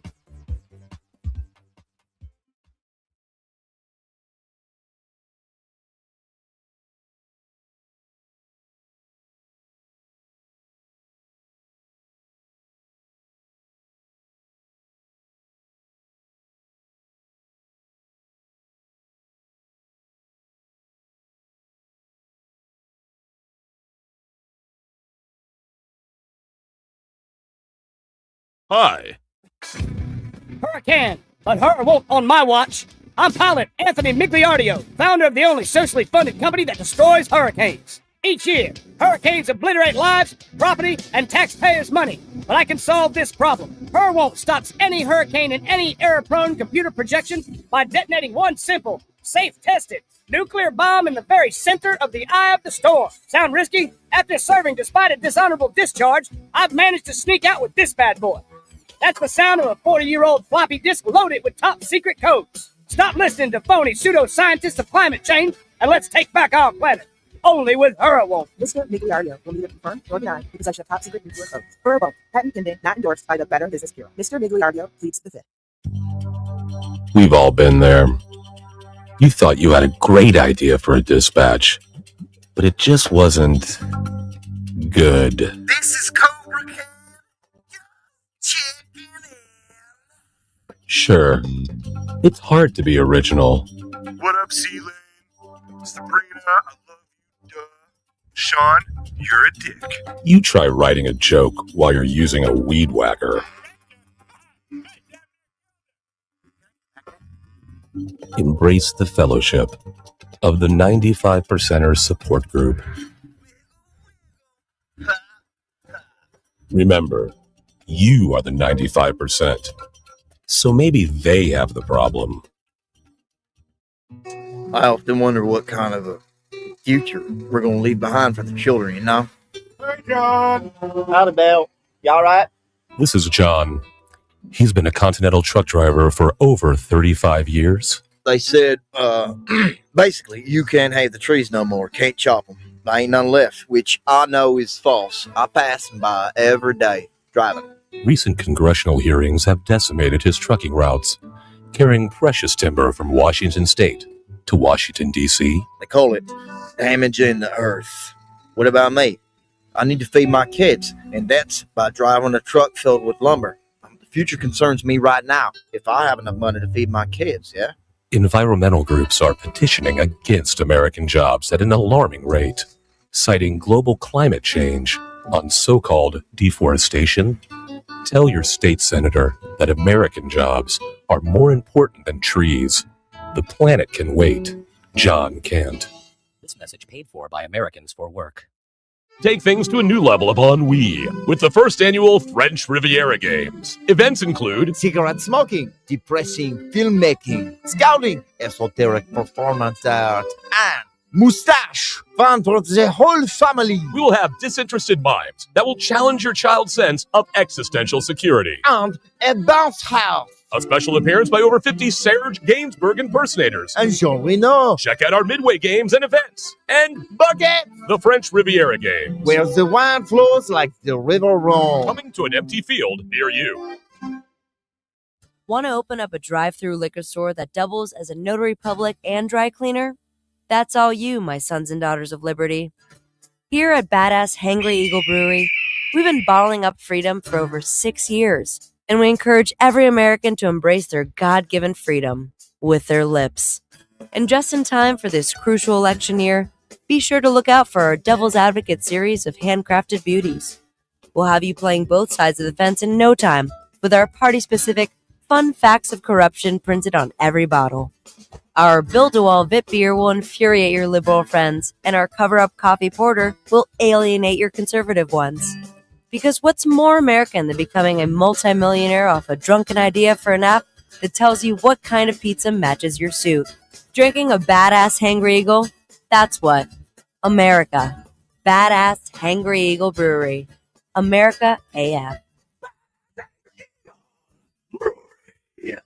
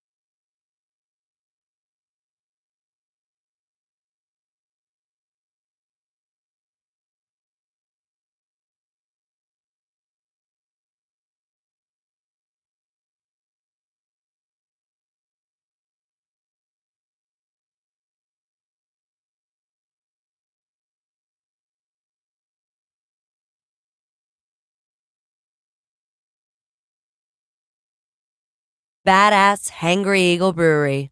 America AF. In a world of journalistic excellence Can I get your opinion? comes a man with no formal training. How do you feel about Crap Newberg? This is Fritz on the Street.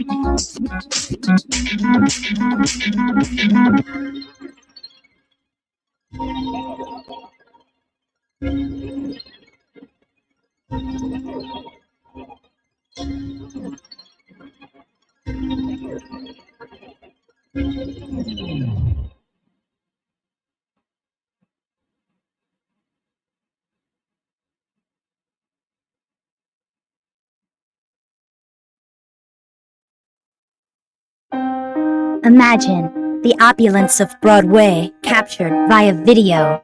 Behold, the future of Broadway is no longer confined to Manhattan. Introducing Super TV3's latest production, Hamilton the Musical. Yes, Hamilton the Musical will take you on a tanned journey through the eyes of arguably this generation's greatest actor, George Hamilton. Written in a sing-song fashion, George Hamilton speaks about his upbringing. Born in Memphis, Tennessee, in 1939. A terribly handsome baby. Thank you. George Hamilton offers us his greatest asset in his singing voice, like this song called It's Like Love at First Bite.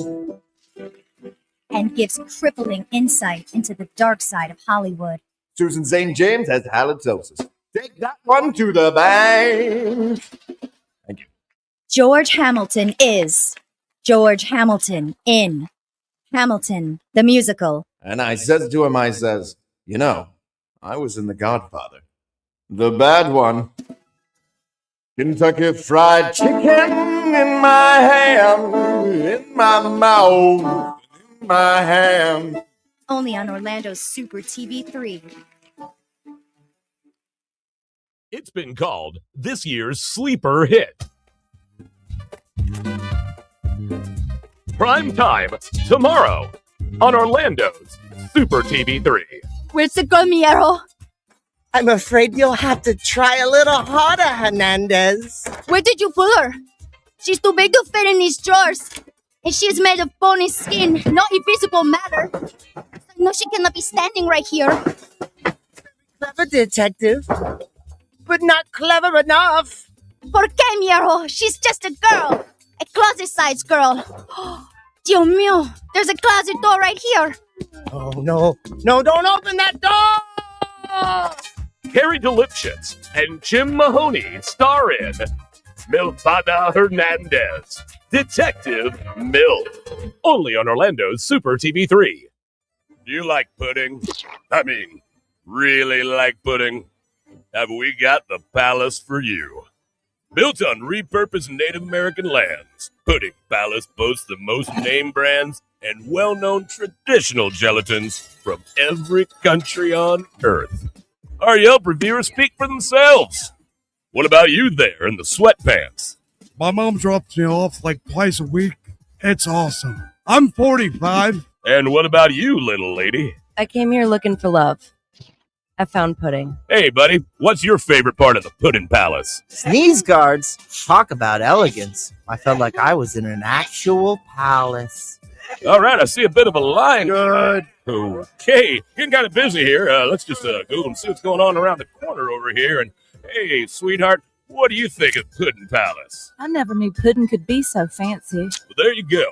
As you can see, we got nothing but satisfied customers here at the Pudding Palace. And my check was for Nope, $65? nope.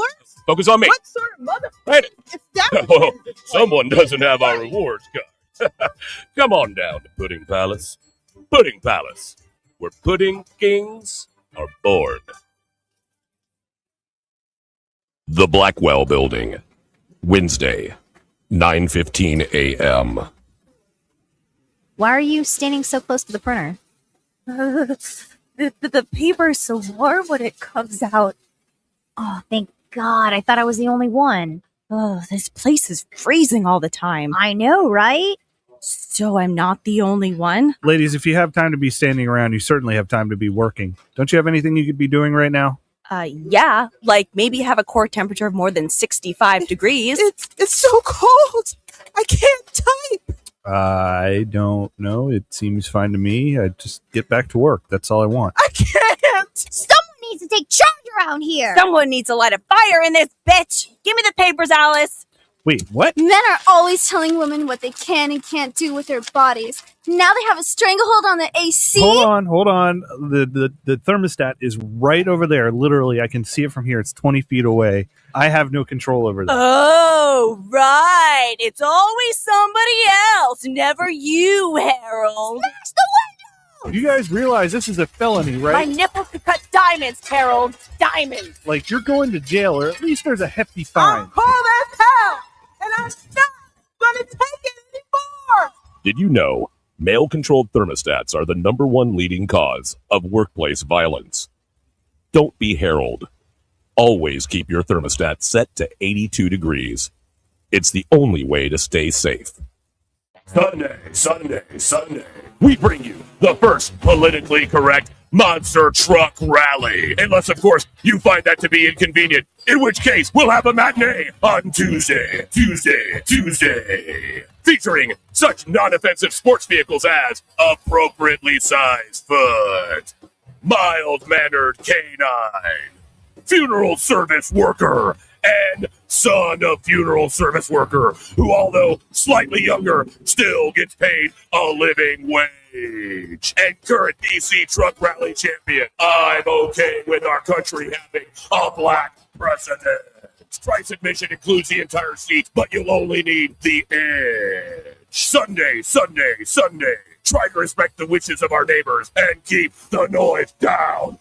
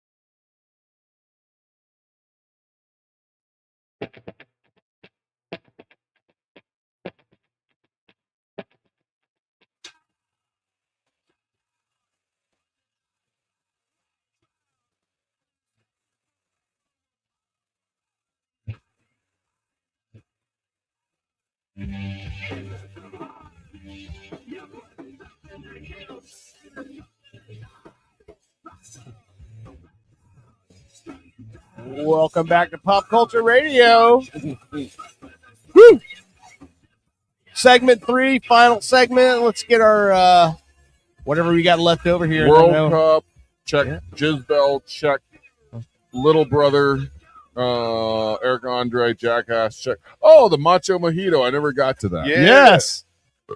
You really want to hear about this? Yes. Macho, what is the origin of the Macho Mojito? The internet. Oh, well, okay. Vice.com. You know, you've heard of Vice. Yeah. It was a TV. The police. No. The TV network thing is, I think it's out of Canada actually or something. But they do a lot of different things about, like, abandoned places, health things and stuff. So on Vice.com, I found this article. It's by Alba Caress, and it's a chick, February 7th, 2017. So it's a few years old now, almost a decade it's old. basically yesterday at this point. She makes the Macho Mojito, which I'll read you about in a minute. I'm going to be real. I already don't like the fact that, I mean, this may be sexist, but I don't feel like the woman should be the one making the Macho Mojito. Okay. I mean, call me a pig. Wait till you hear the recipe. So, okay. She also has a recipe for ham and cheese and ham and cheese mojito. Ham and cheese crepe. Oh no, crepe. There's nothing macho about this bitch. Hold on. She puts pictures of her eating said stuff that she's making. See that there? Her nails are too nice. There's also a flan. I'll just say there's the flan. If you want to look at the flan, flan is like a Mexican dessert. It's French. I was gonna say that does not look like a bird. Yeah. This flan actually is called. Let me scroll down a little bit. That was a really bad swan joke. Semen flan. That flan you're looking there is covered in semen. The crepes that she makes, the ham and cheese crepes, they also have semen in them. I'm not making jokes here. No, that was orders up. No. Orders up. So I'm also going to ring the bell if we get food. So the Macho Mojito, and if I would have read this earlier, maybe we could have made these. No, we couldn't have. Let me give me 3 minutes. I can work one up. It says you need fresh ingredients. Because fresh ingredients have all their nutrients. That's what she says. She gathered fresh mint, a tablespoon of sugar, another tablespoon of powdered sugar, 50 milliliters of lemon juice, lemon zest, 60 milliliters of soda, and some semen. I just like it was just some semen. Yeah, I mean, how much? How much? I'm not. You never know. It could be a big load. Could be a little load. Well, who is this Ansem guy? They go on to say they usually make their mojitos with cane sugar. Don't stray too far. Whatever that matters. Because semen don't like swimming through that fucking bleached out white shit. She says you can't make this without the semen, but she suggests the semen. Well, of course she would. I mix the sugar with the lemon juice. That's step one. Then add fresh mint and crushed with the leaves. You crush the leaves and then put that in. Wouldn't you call this something like the ho-ho mojito or something like that? They're not the macho. Like, no, there's nothing macho about drinking cum. Let's find out. You add the zest, the soda, the rum, the ice cubes, and the final touch. You guessed it, semen. The white liquid immediately swirls down the glass. See, no, I already know this bitch don't know how to make a fucking cocktail because you put in the thicker stuff first. So when you pour in the thinner liquids, No. You got to have that image. No. She says, I do not want my mojito to look like a lava lamp. I don't want my mojito to look like it's got a jellyfish swimming around in it. Oh my god! Usually I would send this back. That made me sick to my stomach. The white liquid immediately swirled down through the glass. I'm not sure if it was supposed to happen, but as soon as the ice cubes started to melt, they diluted the semen, and my macho mojito started to pass for a less macho mojito. So I drank it quickly. Mojito without sperm in it, not so good. I could have easily treated my worst enemy to a festival cocktail, and they never would have known it.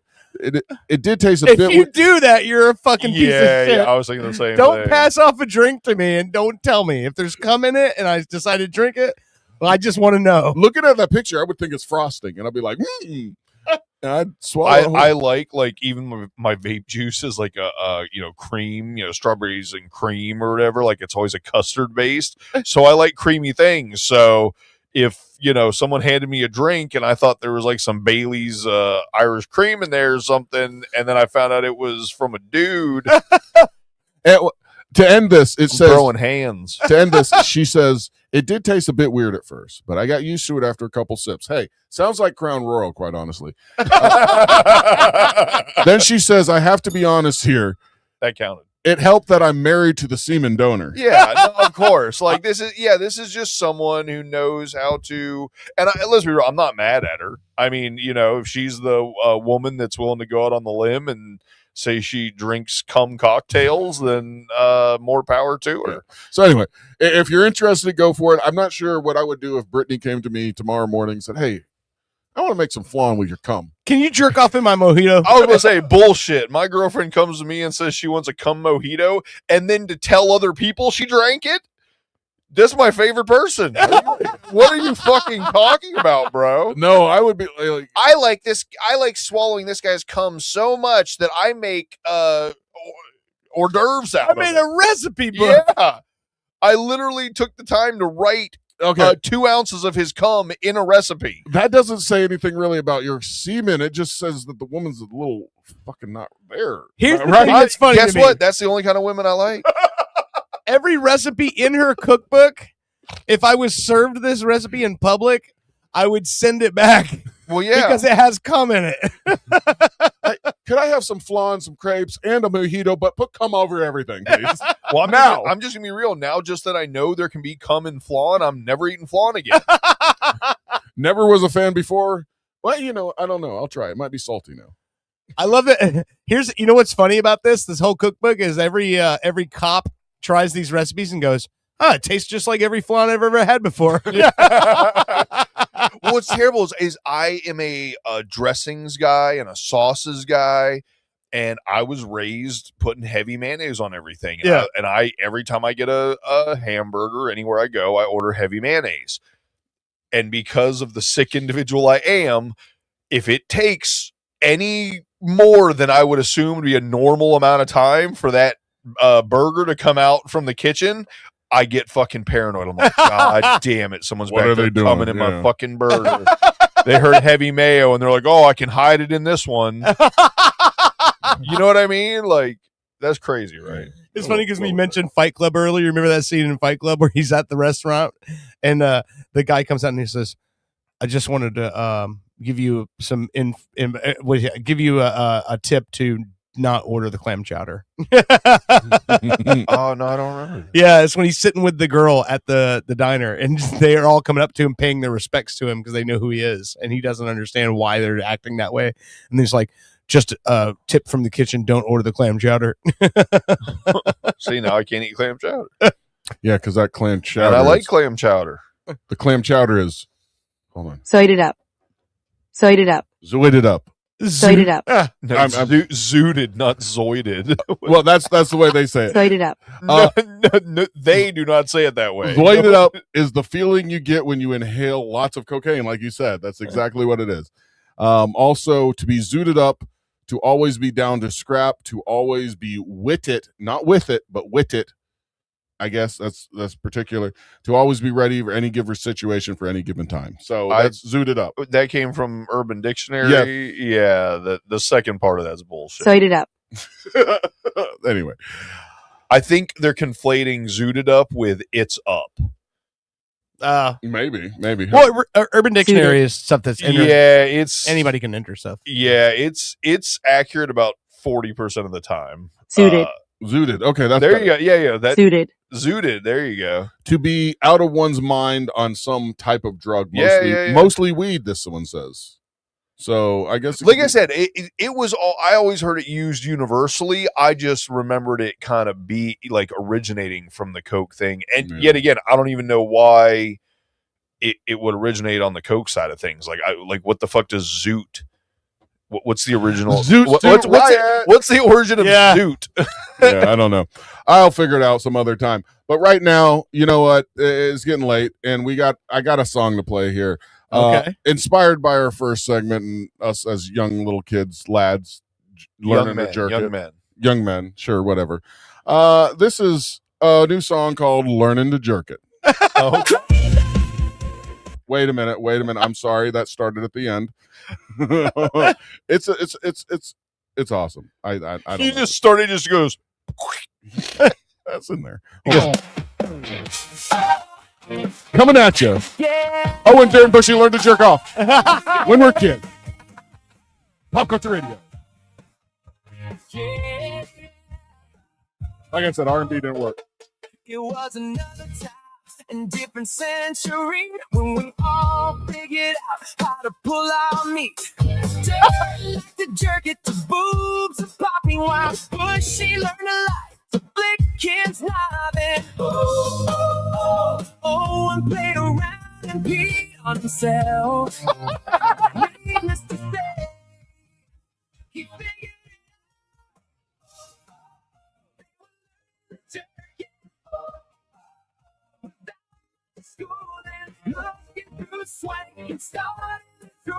squirt, squirt, coming like crazy. There ain't no fooling. That's a new hit. Owen and his friends, but not rude. They shared a workout tape after school. Deeper Joe, deeper was the line. While Dirk's condoms his balls all the time. Condoms for most are a bit too large. However, Bushy is the size of a barge.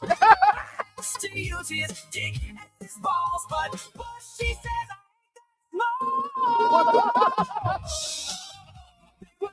small. Jerking schooling, looking through sweat. In reality, this is a story about 14-year-olds. There ain't no fooling. Yes, I'm about to come, I think. What's this feeling? Oh, it's the stuff that comes when you rub it so much, I feel it. Ah, yes, oh yes, here it comes. Yeah. That gets creepy. Yeah, I didn't listen to that part. All right, that's enough. I think that's enough. I'm creeped out. What? No? I want to hear how it ends.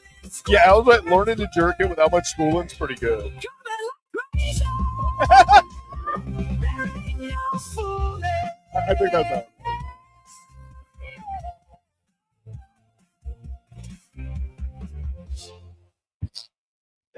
I like that it was that like almost like 80s pop rock kind of like I seen everybody in my head in that music video was dressed like Saved by the Bell. Right? Yes. Well, I mean, that's the time period it took place in, right? Yeah. Boys and the Men kind of non-R&B, but anyway. There you go. Don't be ashamed. Take care of yourself in more ways than one. So, and if you have any questions, talk to somebody, not me. If that song was a movie, it would be starring Crispin Glover. All I can say is if you're not sleeping great and you can't figure out why, go ahead and give the porn sites your fucking face pics because all of a sudden I'm sleeping again. I didn't realize insomnia was from I haven't put my face in there yet because I still you should. I still click just through know it you got to do it for every site individually, which is really annoying. I'm gonna I mean, do you have to use the camera or can you upload a picture you already took? No, you have to use the camera because it has to know who's on the other side there. I just made sure it was as far under my chin as possible, so it's basically just 3/4 of up my nostril. You know what I mean? Like you can't really. You know what? Next week when we do a show, I'm going to do an experiment. I'm not going to tell them, of course, what I'm doing, but I'm going to pull up one of those websites where I guess brings up the photo camera to take a picture, and then I'm going to turn it onto like Jackson. No, I'm going to see if it lets. Okay, no, I see where you're going. If it approves Jackson, or if it says, "Wait a minute, you're too young," or if it says, "You seem young. Are you old enough?" If I just click OK, will it let me through? Right. No, as much as I was like, no, I would actually be curious to know whether you're right. Is it actual facial recognition for your age, or is this just another route to get your fucking personal, data? So if you're a pervert out there like me and don't want your picture on the internet too much, all I will say is that when you perform this experiment, perform it at home on your Wi-Fi. Yeah, of course. Yeah, and then tell me about it. I'm not bringing kids over. Oh, you're right. Yeah, because you think about if you do it on your Wi-Fi and then just dinging somewhere, they're going, "Hey, this guy's Yeah. This guy's using No. It wasn't me. It was my 6-year-old. He was really trying to find out. well, let's be real. I mean, how many times a day does someone underage try to get that thing to work? You know? Oh yeah, probably. I mean, I wrote a song about it. But no, I'm got that thing to work. I'm totally with Dirt though. That definitely is risky. Yeah, what the hell? I mean, I get California weed gummies sent to my house. So, I mean, allegedly. I'm breaking laws. Yeah, allegedly. Thank you. My whole life flashed me up. It's all jokes. This whole episode was fabricated. Don't believe anything we say. If anybody could listen to the show and think it's anything other than jokes, I'd be worried. Yeah. No, definitely. We did give some very specific details to some of these stories. Hey, all I'm saying is those kind of people believe that someone can cut a 350-foot gash in a rubber pull. Yeah. Right on. All right. Oh, let's end this. I'm sure. All right. You want a taco? I'm sure, right? Oh yeah. I'm ready for taco. I don't think so. I think he's ready for some lava chicken. Lava chicken. Sorry. Oh yeah. Where the fuck did I hear this song? I actually forgot. That's great. All right. Thank you for listening. You've been listening to Pop Culture Radio. We will see you again next week.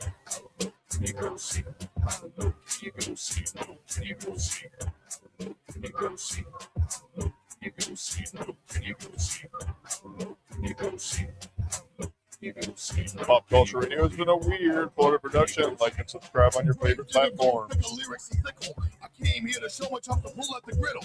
But you got your gushy, shaking your shizzle. Shake your butt whether you got a lot or a little.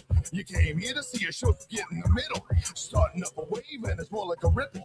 Throw the hands up, wanna see it all jiggle. How low can you go? See, it's my little riddle. If you like a girl, I give it a tickle. But all I really wanna do is give it a lick. I promise it ain't much bigger than a pickle.